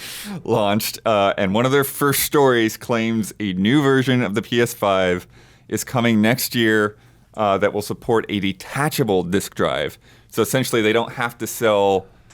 The digital-only version and the disc version, they'll just sell one, and then you can attach a disc drive. Like a USB disk drive? Something like that. Essentially. Maybe a bit of a different port that runs faster. I could upgrade my Resident Evil 2. I get some people buy the digital-only PlayStation might regret it and don't want to spend the whole money to buy a new system. That makes sense to me. Are digital-only PS5s more easily readily available than the disc versions right now? Because I could see maybe... I don't think any of them are available. Yeah, I thought they were both just hard to get. I mean, it just simplifies the manufacturing that you don't have to make multiple PS5s. That like everything, all of your PS5s are just the same. Yeah, it just seems like an accessory, even something like essentially like this is, I don't know, like it could be true, but it seems weird in this day and age. Weird. It seems so like 2000s. Like, it doesn't seem like something you would do today. I'm sorry. So... Maybe it's real. Maybe it's like for developers only or something. I don't know. Like, it is funny though because like my PC hasn't had a disk drive for 7 years. Like, you know. Yeah, I have an external disk drive for playing Blade Runner. I have one, but I had to buy it separately. I have an external disk drive for playing Blade Runner. The place I built it from, they didn't sell them, so I just had to buy a disk drive and install it myself. Like cars don't have CD players. Like somebody gave me a CD, and I'm like, what the hell am I going to do with this thing? Yeah, I just use my PlayStation systems to play shit. So like that's how it works now. But like when I realized that my Xbox could play Blu-rays, I was like, oh, all those Blu-rays I can use. Yeah. I mean, that one's like whatever. Even if it turns out to be not true, it's like, yeah. Right. It's not like a whole brand new PlayStation. It's just kind of wild that like, they're starting a brand new site, based on this type of reporting, and I know that they're reporting other things that are just more I want to hear some of the other stuff eventually, because this seems like a pretty easy guess. Even if it's wrong, people are like, yeah, whatever. Like you need that bold leak there, like that. I'll have more respect for that kind of website if they have if an article goes up like every 2 weeks. Sure. If they're putting stuff up every day, I'm like, then there's the rumor mill. Yeah, you're just making crap up. Like there's no way you got this much insider information. Also, what's the point? Like, if you're just tweeting out secrets, what's the point? Just getting followers? I know so much crazy shit. What am I going to do with it? Right now, it feels like an easy way to get social, not credibility, clout is to be an insider. It's like it's like a fast track to becoming like a lot of followers. A cool kid. Yeah, essentially that. And I got to start up on a fake Twitter account. There you go. You got to do it on don't do it on Twitter. Do it on TikTok. Right. You got to use your face on TikTok. VTuber. There you go. VTuber on TikTok. There'll be one the frame all of a sudden it'll pop out. Yeah. You got to watch your stuff real carefully. Like Twitter and like people searching for stuff, it's dead medium. It's like dying. Email. People aren't even using Google to search anymore. They look up TikTok videos. Like, how do I do this? They go on TikTok now. They don't use Google. Real? Yeah. Gen Z is using TikTok more to search for how to do things or look up information on TikTok than they're using Google. I heard they don't even know how to type. Gen Z. Oh. Yeah. It's all swipe. It's all swipe now. It's all iPads. Yeah, they don't know. Like keyboard typing is is going to be the next thing. Like handwriting has been one that's been declining. Keyboard typing. And they do is this instead of this for phone. It's all change. It's a changing world. Everything's gone bugaboo, Bloodworth. Do you think anyone in Gen Z cares about these leaks? No. I certainly don't. I mean, I'm sure they do. The GTA 6 was everywhere. Everybody loves Roblox. They care more about the Roblox. I made GTA 6 in Roblox. Someone make Roblox Insider already? Anyways, so yes, the wild gamut of leaks of many kinds. We've got more news to come, but if you've been enjoying the show so far, please take a second to like and subscribe and ring the notification bell if you're watching here on YouTube. It helps us and it helps you stay connected. And rate us. on your audio podcasting service. Also, Give tell us a positive rating. A lot of people didn't even know you could do that on Spotify. I didn't know you It could do exists. that. And then I guessed it on What's Good Games, and they were like, "Hey, give us a good rating on your audio podcast thing." And I was like, "Damn it, we should have been telling people to do that for 7 Give us years." that 5-star rating. Yeah. Get us Oh boosted. God. And be sure to tell us why we need to be on TikTok instead of YouTube. We're on TikTok. Everything on TikTok. There we go. I got it. We need to do more shorts probably Yeah. on YouTube. For Yeah, sure. we gotta get the license. TikTok numbers are pretend. They don't We can use convert. license music now. Gen Z doesn't click through. They don't click through. They don't convert, Damiani. We need. They don't convert. Damn it. I need the leaks to figure out how to convert them. Who's got that knowledge? Jeff Grubb. Jeff Grubb. All right. NPD time. All right. We got guessing the game. August sales figures for the U.S. Fall, dude. Yeah. Fall. We're in fall now. I love it. Officially, we're in fall now. Yeah, yes. I know. Officially I'm fall. jazzed This is as true. hell As about of- being in as of fall. today. You like fall? Yeah, I've been having fall vibes. Cutting Mysterious Monsters coming out on Monday. It's okay. Heatwave's coming back tomorrow. What? Heatwave's coming back. Oh, damn it. It was feeling chill. Oh, man. It's been good. Get another week of heat. Anyway, Mysterious Monsters has fall vibes. Some overview before we get down the list. Hardware dollar sales grew 14% compared to a year ago to 375 million, helped by improved supply of PS5 and Xbox Series consoles. So those are coming up. Wait, 375 million units? $375 million for the industry That seems low. for the month. Oh, okay. Yeah. There we go. PS5 was August's best-selling hardware platform in both unit and dollar dollar sales. sign. So the way it's been, PS5 is leading in dollars, obviously, because it's so Not much units. more Yeah, expensive. not units. But the Switch has been doing units. So PS5 beat it this month? It beat it in August. Availability, baby. That availability coming up there. But Switch has still sold the highest number of units overall through 2022. PS5 led market dollar sales. And let's hit this list. Hit the list. We've got 3 new games, including the top 2. What do you think came in on top in August? Madden. Madden. You got it. Yeah. Football. 23rd consecutive year that Madden franchise release was the best-selling title of its launch month. Hey, EVGA can stop making graphics cards one August. Madden's not going to be the top selling game. It's going to happen. I think we should. Easy Chillin' made me want to just like have AI teams go and have Huber color commentate it and yell about it. I have so much fun with that. Oh man. Number 2 was also a new release. What are you thinking? August? August. New I don't remember last games, week, Bloodworth. Big franchises, returning franchises. August? This always makes me feel like such a moron. The thing is you might think that it's not doing so well based on a lot of the news going around, Call of Duty? especially this No. past week with some financial statements. It's Saints Row, Oh! yeah. That At sold number well? 2. Number 2. Holy Dang. crap. But- Okay. But they're I forgot that existed. They're talking about it's not doing as well as they're, anticipating. You're but not going to beat Madden, didn't beat Saints Madden. Row. Yeah. Well, I Be mean, real. I think it's not about where they chart on the thing. It's Yeah, just, yeah. where their sales figures are at. They do say it'll make money, but it doesn't sound like it's going to be the big thing that they were hoping for at the Embracer Group. Yeah. First bad return on investment. Our other new game may be a surprise. It's pretty far down the list, but got any ideas there? Stray was long ago. Yeah, Stray was not August. RPG. In August? Xenoblade? Xenoblade was before. Oh, Xenoblade was that- in July. That Yeah, came we're out in talking about July. a new one. A new RPG in August. Another returning franchise. Another returning franchise? What? Just tell us, Blood. Soul Hackers 2 Oh, debuting really? at 15. Yeah. Oh, Wow. Down there. I thought you were about to say number 3. no. Dude.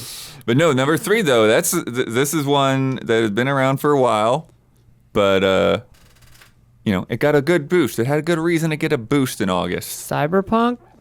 No, you're a little ahead of the game there. That just That'll happened. probably be this month, right? That would be this month, probably, yeah. Got a game coming to a new platform. Very big, very popular. Hadn't been available there before though. There's so many. Spider-Man. Oh, Raising from- PC. Raising from 84th place to 3rd. Oh, wow. Wow. Bloodworth, August was so long ago. We're different people Forgot now. games came out in August. Yeah. Yeah, so those are some of the big hitters. We'll go through the whole list, but anything you think might be on there, you want to see where it might be? Elden Ring still kicking? Elden Ring is at number 4. Okay. Oh, right all there. Holy crap. Still Obviously, going Mario strong. Kart's probably on there. Mario Kart is at number 6. Wow, okay. Yeah, GTA 5 Mario might Kart. still be on there. It wasn't on there a couple months GTA ago. hasn't been on No there for a GTA while. this month. Oh. No GGA. Cowabunga collection, I guess, won't be there till No. next month, huh? Because that was That'll be number 1 next month. that will be then, number yeah. one next month. I don't Number think one. it's in there. Okay, Number good. one. I don't think it's there. I look forward to that. Hit us. All right, so 1 was Madden, as we said. 2, Saints Row. 3, Spider-Man. 4, Elden Ring. 5, Multiverses. Still Wow, hanging in that's there right. That was doing really well. after last month's number 1 debut. Yeah, 6 is Mario Kart. 7 is Minecraft. of course. 8 is Lego Star Wars. Oh. Yep, still kicking. 9 is MLB The Show. Another strong contender. 10 is Xenoblade Chronicles 3. Wow. 10. So the second month drop. And that's 10. physical only. Yeah, for Nintendo titles, they're only reporting physical. 11, Digimon Survive, still hanging in Yo, there. Wow, all right. Digimon. 12, Horizon Forbidden West. Sure, That's okay. nice to see that still Wait, there. did that's PC also, right? Hasn't been to PC yet, but it got some kind of like promotional deal or something okay, going okay. on. 13, Call of Duty Vanguard. 14, Far Cry 6. Oh. Huh. Still hanging in there. 15 is Soul Hackers 2. 16 is Smash Brothers. Damn. 17, Gran Turismo 7. 18, maybe a surprise, Kirby and the Forgotten Land still hanging in there. Oh. Wow. 19 is Skyrim. Yes. Woohoo! There you go. Good job. Good Skyrim job. outliving GTA 5. It's happening. Yeah. And then 20 is Pokemon Legends Arceus. All right. Skyrim, dude. Dude, Skyrim's never Spider-Man gonna was also the month's bestseller across tracked Steam titles, nice. which shouldn't be a surprise after Yeah. that big, yeah. big jump there. Last week, just like the day after we recorded, I hate when like all these big stories are like, I want to talk about this right now. Last week was pretty crazy, though. Yeah, TGS and everything going on. But of all places for news to pop up, on the official PlayStation podcast, Hideaki Nashino said that the new headset will not be backwards compatible.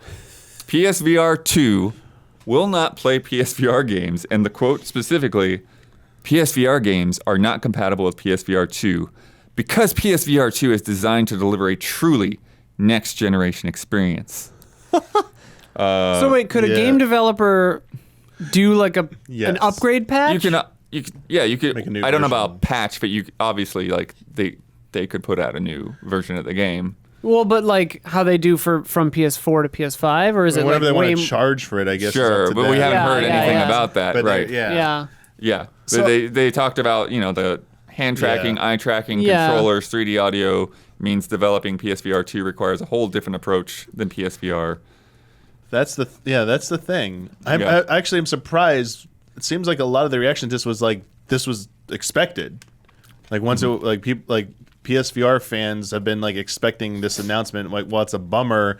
The new ways, especially like how they're doing like the camera work or whatever, like the tracking yeah. is way different. It wouldn't be compatible with the older stuff anyway. So like they're like the amount of work it would take that there's no way they're doing that. So just the ones that are worthwhile, just hopefully the publishers, developers will make new versions. Like Astrobot will probably get hopefully we'll get like an updated version for PSVR 2, and maybe like some of the other standout ones. But I don't know. Like I've just seen. I'm not the VR person. I don't really play it, as you know. But I expected a little bit more like backlash, and it seemed very kind of like tempered. Like kind of like this is. We would have preferred this, but we'd rather have this newer, better experiences, and like any of the older worthwhile ones might be added at some point in the future. I think there's still an expectation, though, whether it is makes sense or not. That like, I think a lot of people like got like PlayStation Plus PSVR games, expecting they're going to be able to play those on PSVR 2. I think the fact that there's already, to me, like there's already that generational thing where it's like, okay, well, my PS5 plays PS4 games, so my PSVR 2, is a PS5 accessory. My PSVR is a PS4 accessory. Then why doesn't my PSVR 2 play a PSVR game? The expectation. My quick follow-up question: does PlayStation 5 support OG PSVR? No. Yes, but you have to get an adapter for the camera. Yeah. Okay. That's the main thing. So people already own a PSVR and ditch their PS4s, but have a PS5. They're not they're playing. For the most part, they're not losing on their games. Maybe there's a few that aren't still supported or anything, but like they still can play their catalog of games. Right, but there's also the hope that like with the PSVR 2 that like maybe you would get boosted frame rates, higher resolution. Just certain things just kind of automatically. By out of the gate. I mean, it's weird that they can't just make the PSVR track the controllers, and that would be basically. But everything. This is sort of the problem, is that like PlayStation VR is a hacked up dinosaur. Yeah, I mean, like PSVR 1 is like pretty bad. Controllers. Yeah, it's like not a good system, and it never really was, in my opinion. I mean, it's built comfortably, and I think it works pretty well for when it came out. But it was so quickly. It was eclipsed immediately. A nice gesture, maybe, to like make this go down smoother. They haven't announced it, but it'd be nice if they did at some point. As part of like PlayStation Extra or whatever. Like maybe Sony works with some of those studios to get them updated for PSVR 2. And it's like, if you're an Extra member, they're going to be available to you. I mean, you can download them and you keep them. Period. Right. Or maybe they can be sold piecemeal as well. But like, for people already buying into like their loyalty programs already in Soul Supporter, it's something they could give to their loyal customers or something like that. Or maybe like if you buy PSVR at some point, like we're gonna give you like a rain check thing where like you get to pick 2 of these classics that we're updating. Maybe we're updating like 10 of them or something, or 10 best PSVR games are getting PSVR 2 versions. But it's similar. I think this is what it all comes down to. The problem for me is it's like now you have this catalog of games. You like these games, but now like they're locked to this ancient dinosaur hardware. You just want to play your games on the, if you're going to invest in PSVR 2 and you've already spent hundreds of dollars on PSVR games. Do a fan poll, find out which are the best ones, and just make those on PSVR 2. No, I think they should be actively out there making every single game that they can. That's not happening. But like that like this, several thoughts. Like I think that this belies like the lack of outcry to me is more indicative of like the lack of popularity of VR. Okay, that could be true. Like if this were some kind of equivalent news about GTA, we'd never stop hearing about it. You know what the equivalent of this would be?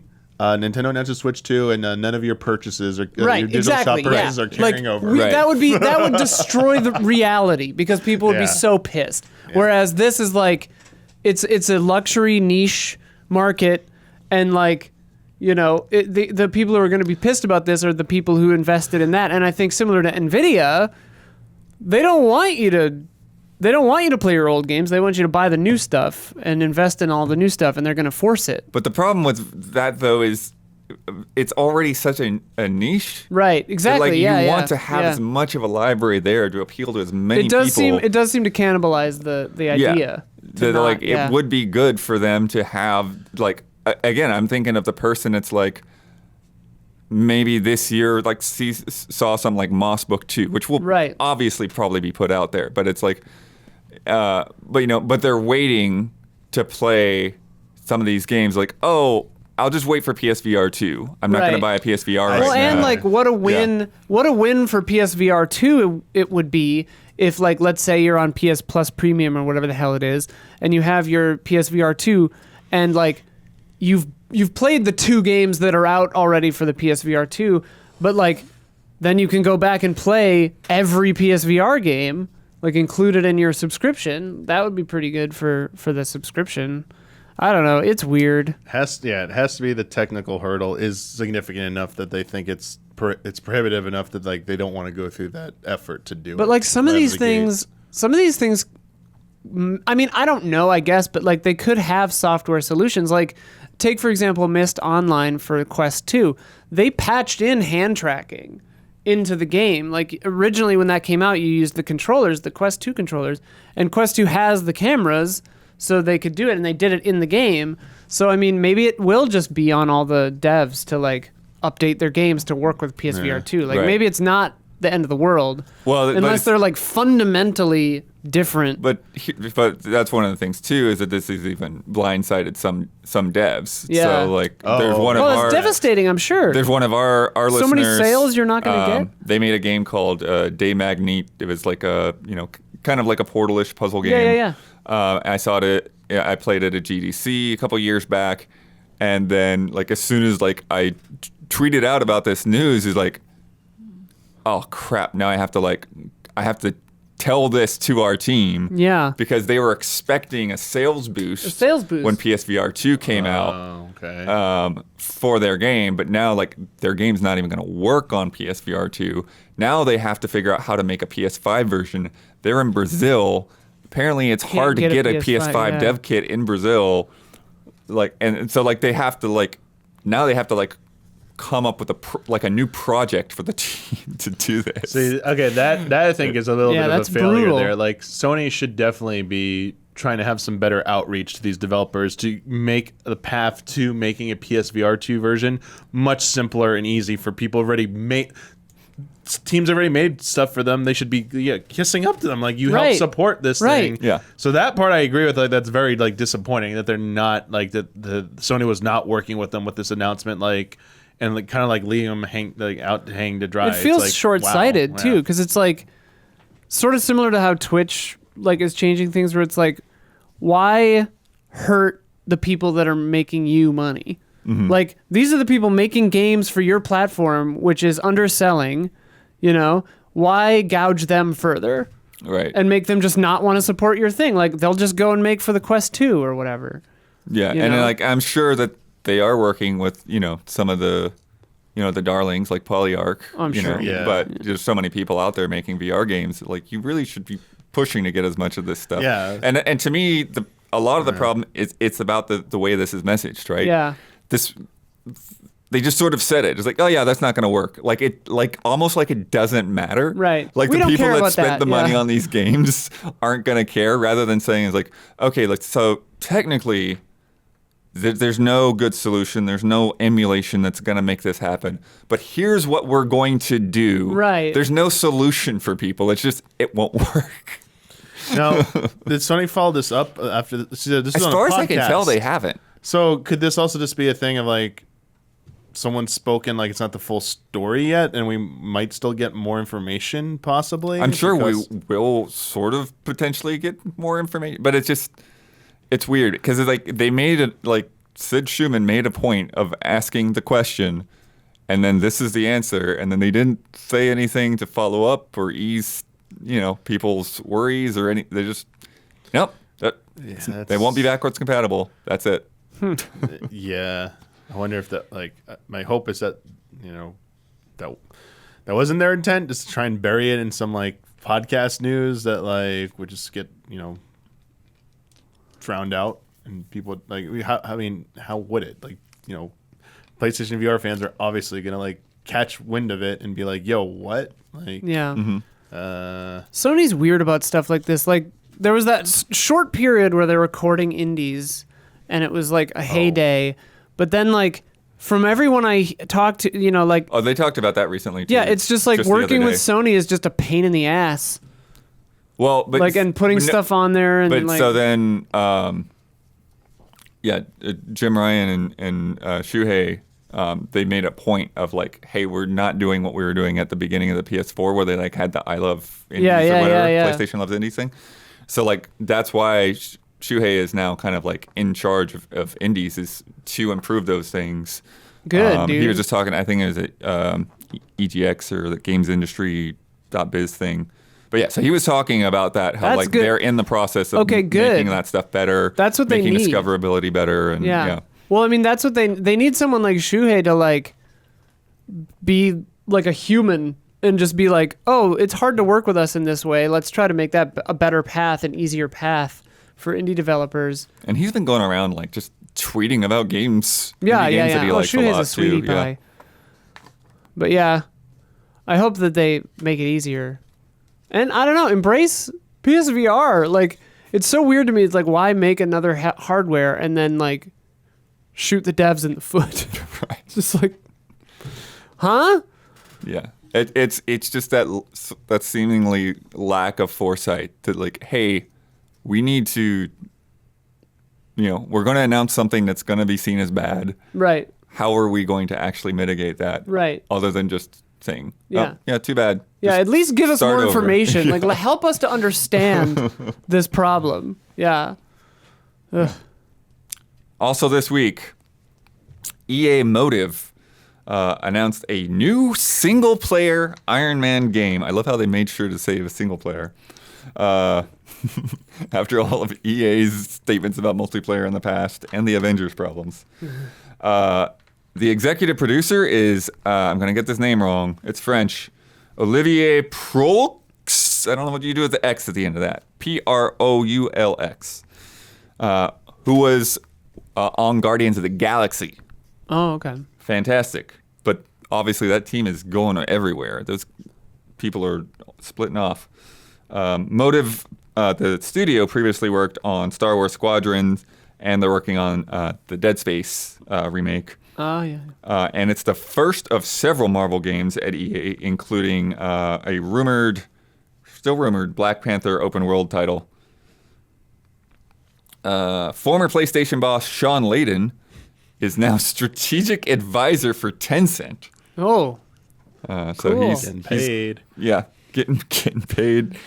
Going to be telling He wants Tencent to- who to buy next. He wants to end. Yeah, he wants to end up at Ubisoft.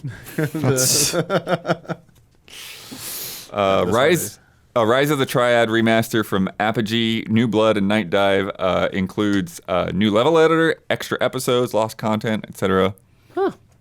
Fun stuff there. New Blood and Night Dive? New Blood, Apogee, and Night Dive seem to all be like kind of working together on it. Fun. Lil Nas X is now president of League of Legends. I heard about this. There's a really crazy video where he comes in and declares himself president, and the whole office is confused, and he's writing this theme song and is like making the employees listen to it he's like, we got to put this as like the ringer for everybody's desk phones, and like they're like, we don't have desk phones. So he like gives everybody desk phones just so his song can play every time somebody calls. That's It's a funny. really weird video. Watch it. It's strange. Speaking of leagues, League of Geeks, Oh. developers of Armello, have announced their next game, Solium Infernum, the strategy game from hell, a reimagined vision of Vic Davis' cult classic. Such a cult classic, I've never heard of it. Yeah, when you Game of politics, intrigue, and betrayal. from like a billion years ago. 2009, A but billion years ago. it will have new single-player content as well as asynchronous multiplayer matches that play out over a week, but with just a few minutes of investment each day. That's cool. I always think that kind of system is interesting. You put Neptune's Pride. put in your moves and then come back to see what the other guy did the next day. Yeah. Very cool. This dumb thing. Logitech announced the G Cloud gaming handheld coming out on October 17th for $349. It only plays Android and cloud-based titles, including support for Xbox Cloud and Nvidia GeForce Now. Okay. There's no mobile data support, so cloud gaming requires you to be connected to Wi-Fi. Oh wow. So I'm not sure why you don't just use your phone. Yeah. Huh. Yeah. I mean, it's cheaper than a phone, I guess. It is cheaper than a phone. Cheaper than a phone. Yeah. But it's Smartphone. Probably easier to get than a Steam Deck. Yeah, right now. For now. In between those price points between a Switch and a Steam Deck. Yeah. Plays, obviously, a lot of games that the Switch doesn't play. Over the internet. After the debut of Cyberpunk's Edge Runners anime, Cyberpunk 2077 has seen a huge surge of players. CDPR notes they have had over 1 million players each night this week, including new and returning players. Bloodworth, we've got breaking news coming in about this G Cloud on sale now for $299.99. The price has been slashed. They got the memo. Interesting. Yeah. This is coming direct from Logitech's site. They slashing the price. Were you just looking it up to buy one, Don? Yeah, I was gonna buy one of these. Were you gonna buy one of these It damn looks things? sweet as hell. It looks exactly like a Switch. I Oh, could use another one of Lord. these things. Add it to my family. I of think there Switches. might be 2 versions or something like that. Anyway. I see it's on sale for $349. Bloodworth $349 slashed to $299. I don't know. Oh yeah, okay. I think there's some weird thing in there, but I don't know the details off the top of my Okay, head. maybe my breaking news is wrong. I'm sorry. You're pissing blood right off here, Don. That's the last time. Stay I in think your there's lane, like a Don. base price and a Time promotional anymore. price or something like that. Yeah, probably right. I could be. I don't know the details. Sorry. Famous YouTube video producer Dunkey and his wife have formed their own indie publishing label, Big Mode, looking to discover and elevate indie devs who would otherwise get lost in the shuffle. A lot of back and forth on this today. A lot of different reactions from people that are like, well, just because you make YouTube videos doesn't necessarily mean you know anything about game publishing, but then other people are like, well, their audience is so large that as long as, these deals give the developers enough money, then it kind of doesn't matter. It's like, I mean, yeah, so. I think let people try stuff. I don't know. Donkey wants to try it, sure. Yeah. I think that's cool. I thought the video was a joke through half of it. Like I thought it was like, this is another comedy bit, but it's real. Yeah. I mean, shoot, if we were pulling donkey numbers, like I'd want to do weird stuff like this, like for sure. Yeah, sure. I think there's mixed Easy reactions Allies overall, publishing but company? I think it's still yeah. positive to see more people getting into the space. I mean, I would love to find and shepherd new talent. Like that sounds like a cool thing to do. Yeah. And you need numbers to do that kind of stuff, both viewers wise and money wise. The Super Mario Brothers movie is going to share its first teaser at New York Comic Con on October 6th. Gonna finally see what that looks like. Hear that voice, maybe? We got to hear Mario's voice, right? You gotta hear Kong's right? voice, baby. Who's gonna voice Bob Hoskins? CG Bob Hoskins in the movie. Valkyrie Profile Lenneth got pushed back to December 22nd. Oh. So it's supposed to come out alongside the new Valkyrie Elysium game next week. And they pushed back that remaster. They're making so many games. Surprised There's so many. Delayed. There's so many. Okay. And as we kind of briefly mentioned earlier, Twitch is basically announced that it's changing what it's doing for partners. It's just going to pay streamers less money. Yeah. Is what it comes down to. The way they announced it was stupid, and the email that we got makes more sense and sounds less bad, but is still bad. Yeah. It's just the back and forth on $100,000 cap percentages, starts over every year, but their press release made it sound like once you've earned that, you get thrust down to the 50-50 split. It's weird and sort of complicated, but it has not made anybody happy. It's very bad for the top streamers. Yeah. We'll probably be okay. It They're actually all won't talking affect about us it. really at all. From the way the numbers work out, it probably won't make a All difference. the big streamers talking But- about it. Yeah, today. everybody's talking about it. Watch Ludwig or Hey, Hassan or Microsoft. somebody talk about it. Now's the time to bring Mixer back. Mixer back. Bring it back. I'm on Mixer. Let's go. Oh, it's time for love and respect.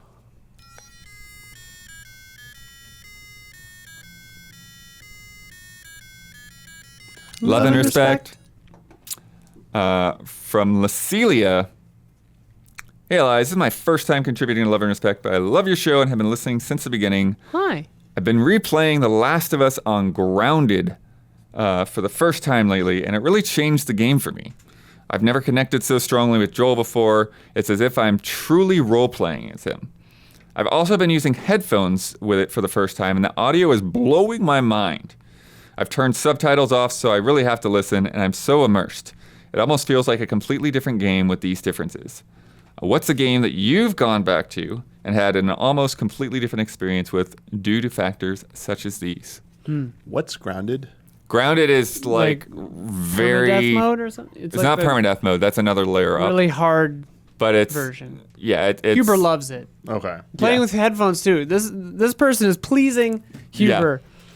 Huber and Brad definitely swear by it. But yeah, there's a lot less resources, and shots are just way more I didn't know if deadly. it's a harder difficulty or like a special mode with like special new conditions or something. It's supposed to be like the most realistic, I Right. think, Okay. mode. Huber would know more, but Yeah, you trying to can't take think- a lot of hits. I don't tend to go back through games and play on different difficulties personally, but like playing with headphones is always really immersive, like much more immersive. You just notice way more stuff.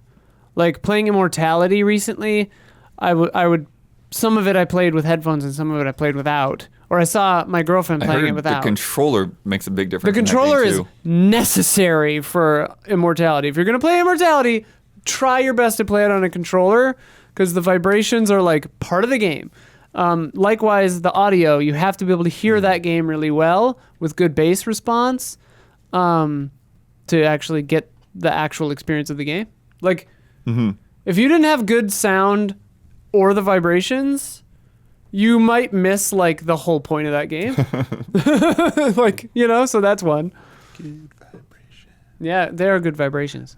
I've definitely said it before, but Ghost of Tsushima on what was it, Lethal, whatever the one shot, like just remedial combat was so much like it was already pretty rewarding, but it just encouraged me to play a much different way. It was more like, all right, be like badass, like one hit will kill them. You go like I can take on large groups. Let's go. Like this is gonna be fun. And then Metroid Dread, the difficulty they add the challenge they added after, like the one hit death or whatever, like see how far you can go. Oh yeah. It's just fun to mess around with that stuff because like you have to play differently. It's like, oh yeah, like I can't just casually get hit by stuff anymore. I gotta pay attention to every little thing. Oh, I thought of one. XCOM. Oh, Naming your characters and the permadeath, brutal. yeah. I couldn't play Three Houses with permadeath. Like, oh my god, it would destroy me. But yeah, permadeath stuff like that in character games. Yeah, never tried one out, but I've heard things about Nuzlocks. Nuzlocke. Pokemon Company hates them apparently. Did you hear That's that? been Apparently it's actually been back and forth. It's been disputed. Oh, Yeah, okay, another fun all thing. right. I think I haven't heard any responses to that since the initial thing, but I think probably what the difference is, just off the top of my head, is it was them specifically doing one as like an official video. They didn't want I to think that's what they were encourage it. shutting down. Oh, okay. But anyways, as for the question, one for me lately is Sin and Punishment, because obviously that didn't come out in the U.S. I didn't play it until it came to Virtual Console, and playing it with the Wii Classic controller, just like I wasn't really getting into it, Like I saw it's cool, I can finally get it, but then like I started and then I never finished that game, even though it's like 2-3 hours long. And then when it came out on the N64 or on the Switch, I got that N64 controller, and that made all the difference. So like, oh, I'm playing this now with the controller it was made for. The controls all make sense now. Like, oh, okay, this is how this game actually works. It all, it's all just made around that weird controller. Diablo 3 on Torment 16 solo. That's probably the hardest thing I do. It's not even hard. Never mind. From Reptile Scorpio. I understood some of those words. Hard difficulty, I mean. Difficulty setting. Howdy, allies. What smaller titles are you looking forward to this year? Two titles I've kept my eye on are Wayward Strand and Return to Monkey Island, which will both offer a much different experience compared to the recent large AAA games I've been playing. Jeez. I feel like a bunch, but now that you asked me, I forgot everything that's ever happened to me. Figment or Filament, the new Cyan Worlds, but I don't think that's this year. Is that what- Um, I didn't know if that was the same game. What's Filament again? What does it look like? it's a new Mist. Oh, okay. It's not what I was thinking of. Sorry. I thought I was thinking of a different mini game. What's the name of that stop motion claymation like game from that like one of the future game Aminata? shows or whatever? It's like made by like one guy in Europe or whatever. Oh. Oh, crap. It's like a, I remember like a the little game boy you're and talking girl, about. Yeah, whatever, yeah, yeah. and like it keeps rotating like the world, but it's like a It's like a construction site. Is the demo they showed off? Like, Yeah, it looked really good. where I haven't seen that game since. Like, Yeah, I it don't looks remember what cool. that is. Yeah, but I feel bad. But like, still stood out so much to me. And then what's the was in the Devolver Showcase, the Paper Mario game. The pages we go 2D, 3D. Oh! Yeah. Yeah, I don't think it's Oh, coming yeah. out this year. Oh, it's not That'll this be year, really damn. good. I don't know if either of Gloomwood. these games are this year, but like, Right. Gloomwood's in early access. Does that count? Oh, there you go. I gotta keep playing that I thing. just played Tinykin and like, Tinykin was cute. Holy That crap. game is cool. yeah, that's good.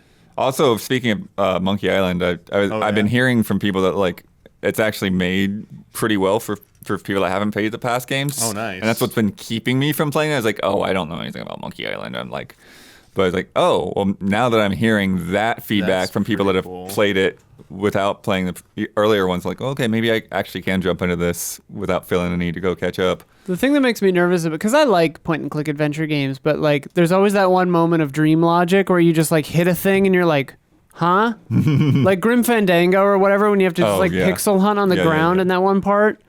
It's just ridiculous.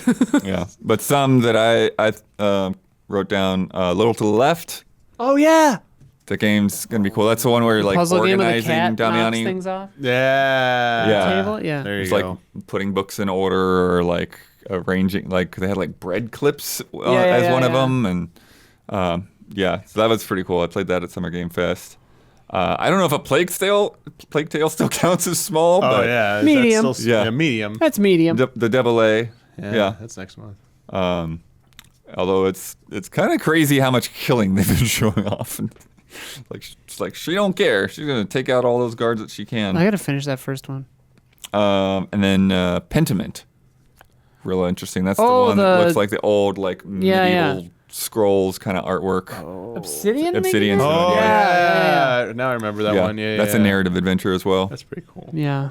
Yeah, I mean, I'm sure if I like looked at notes from like Wholesome Game Fest, I'd come up with like 8 of these. Should do like an easy update or something. Like A lot of them Huber don't style. have release dates a lot of the time. Yeah, either, that's so the it's like, That's the problem. thing, Is yeah, like, they say, I'm like, looking forward to a bunch of stuff that later I have in no idea when 2022. when it comes out. Yeah. From Rahul Misal. Hi, allies. Do you prefer it when a game has a narrative post-game, such as the Arkham games, or when it resets you to before the final boss, such as in Breath of the Wild? Any preference there? I prefer it when it's justified in the narrative, personally. I don't mind it either way. I really dislike it when it ends the game and then you're like, oh, Right. like without telling. Games don't typically do that anymore, but I like the world keeps going. Resident Evil, Red Dead Redemption 2 has a really great version of that. Some Fallouts and like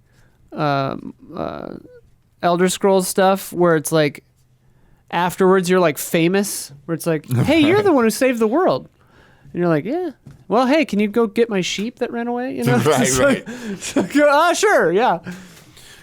Yeah, in a large JRPG, I definitely like it when you don't have point of no return. So Yeah. I like it Right. when it returns you to like before a boss fight, so you can still go complete everything. Go do your side quests, yeah. like that's always nice to have. The way that FromSoft games started doing it with, I want to say Dark Souls 2, where it's like you beat the boss, but you're still in the world, and there's a place you can go to start Journey 2. Right. And it like just tells you, it's like, hey, This is Journey 2. You're going to lose all your stuff. This will stay the same, but you lose everything else. That's cool. Yeah, I like that. just being upfront about it. I'm trying to think of something, the other part of the question, like where the game, like the story keeps going and the boss is like dead. I'm like trying to think of it. Just any example of something I Red played. Dead 2 does I that. play Red Dead. Red Dead 1 does that, I think. Mm-hmm. Yeah, and they had mentioned Batman. Yeah. I mean, GTA does it. I played GTA. Yeah. I'm like trying to think of any, like JRPGs I feel like don't. I feel like one of them, Really do that? I can't remember which, but I feel like one of the Fallouts does it. Maybe Morrowind does it. You get a lot of post games though in JRPGs. Yeah, but it like still treats it like you can go fight the final boss. Like the story hasn't like acknowledged the Yeah. boss Right, is sure. dead. Like stuff like that. Like you're getting new story stuff after the fact within the same thing. Only game that does like that, like MMOs do that obviously because they got to keep going forward. But like single player content, like I'm struggling to remember like a big JRPG that like does that. Yeah. Well, does Mario Odyssey? How does that handle that? I'm trying to remember because I think it does because Oh, yeah, because you can, yeah. you have You'll like find the Yeah, thing but I that don't changes, necessarily you play can that find game it. for the story. So I was like, right, yeah. But I mean, it has a total Yeah, I mean, It keeps going. justification of those that. things have that, and it's fine. But like I'm thinking more like The story. Mario heavy Odyssey games. one is cute. Yeah. Yeah, I actually really like that one. I like that too. All right, it's time for bets. This week's bet: Grounded hits 1.0 next Tuesday. Hell yeah. It's gonna be fun. Get in there, do some like Honey I Shrunk the Kids stuff. See what's happening in that world. Just a little bit of Honey I Shrunk the Kids stuff. I haven't played that game in a long time, maybe more than a year. I don't know what gear I have right now. I don't know what's even gonna carry over, or if they're gonna just like start me from scratch. Yeah. But without any preparation, we're gonna load up my profile, and we're gonna look for a spider. Once I find that spider, I'm gonna walk directly toward it. How many hits will it take before I die? Would this count ranged attacks too? Like if it spits something at you? Sure. Okay. I mean, just whatever it does to attack me. Yeah. Yeah. Isla, 6! 6 hits. Damiani, One hit. 1 hit kill, 1 shot. Some of them I think might. Dawn, 16. 16. I like it. Don was over I there like trying that to flower. cheat earlier before Don he was wrote trying to his bet cheat. down. Yeah, But, Don doing some research. Yeah. So we'll see. And I bet 2. Ooh, boxed you out. Did Or did he? Last week's bet, which we may have to make some decisions on here. We'll see what happens. Serial Cleaners came out today. It's a top-down game where you clean up bloody crime top-down? scenes for the mob. One of the achievements / trophies is called Mr. Hygiene, and requires players to do the perfect cleanup on one map. I asked the panel how many PlayStation players would have earned that trophy by now, according to PSNprofiles.com. Brad bet 38%, Huber bet 36.7%, Isla bet 43%, and I bet 21%. And I'm going to have to load this up and look at it and see where we're at, because where we were at earlier was hilarious. Let's see. And they also have, here's the thing too, they have separate ones for PS4 and PS5. But we will see. Do we average them? That's a Since fun you just said question. PlayStation? So here is the funny thing. Uh-oh. PSN profiles earlier today didn't have the game in Oh, no. their system. Now all the trophies just say 0%. So I was a little worried we about could this, either Bloodworth. back up and go to the Epic Game Store, or we could honor the wording of the bet and say PSN profile says 0%. What do the panel think? I mean, it's hard to ask us because we have stake in it. Sure. Like, I literally bet the number you told us was on Epic. So, like, of course I'm going to be like, go to Epic. Make Gabby decide. Make Gabby decide. There's a good Gabby. good neutral party. I think go to Epic or just wait on it until next. She says, go to Epic or wait on it until next week. She's kinder than I am. I was gonna say that's There's still zero, two different baby. things, not a decision. Yeah. Do you want me to be the tiebreaker? No. Dang it. Yeah. I say it's a botched bet because you put too much faith in some weird website. That's where they've been before. So I'm sorry. I'm But just razzing you, yeah, blood. no, I was pulled an skeptical of it. Nvdia I and know they're now. leaving the I know trophy now that business. Epic is a place to go for this. Yeah. No, yeah, they're leaving the trophy. All right, business. Don. What do you think? We'll do whatever Don says. I think we should go to Epic. 100%. That was it. All right. That was Okay. it. Well, the funny thing is, Epic I'm was- wasted way too much time because either result would be the same. Epic says 22% of players unlocked. Darn it. And I had the low at 21. So whether it had been 0 or 22 was Oh, that feels fair. That's fair. Yeah. Hey, you won fair and square then, blood. Good job. Oh, that brings scores to Massive Chubs, 19, Splish, Melodorous Sea Lion, 17.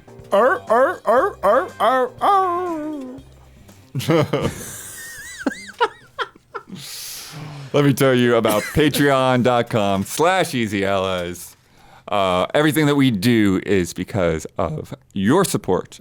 So if you are a listener or a viewer and you like watching this podcast and you want to see it continue, head over to Patreon. That is how this is all done, is from people voluntarily paying us so that it can continue to happen and that you can keep watching and that the people that can't afford it right now can keep watching as well.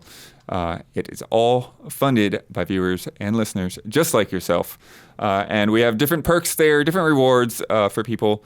At the $1 tier, you get a version of this podcast that is ad-free and that has 2 bonus love and respect questions.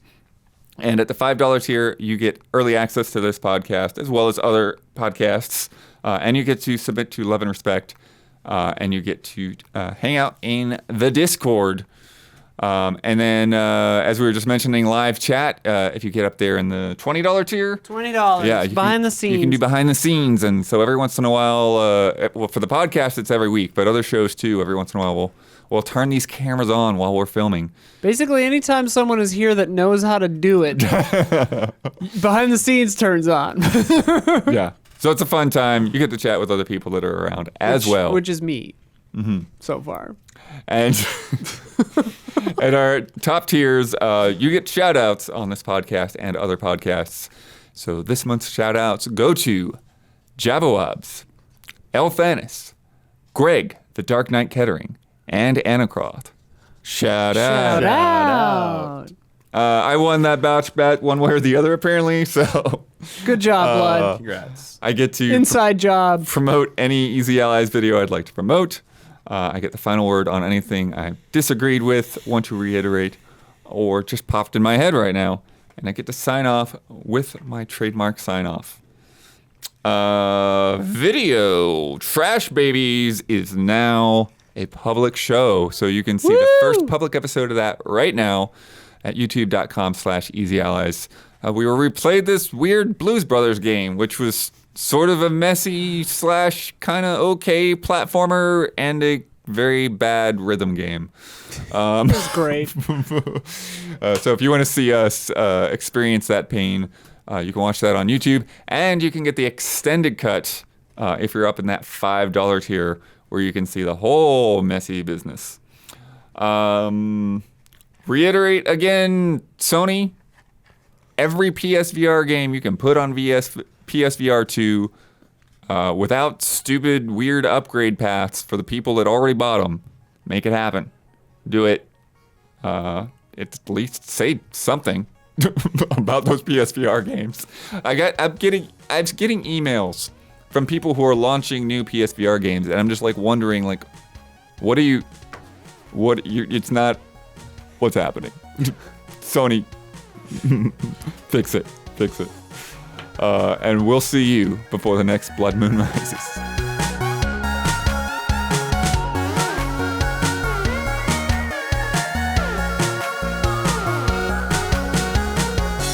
It's because the human brain is not built to handle the internet.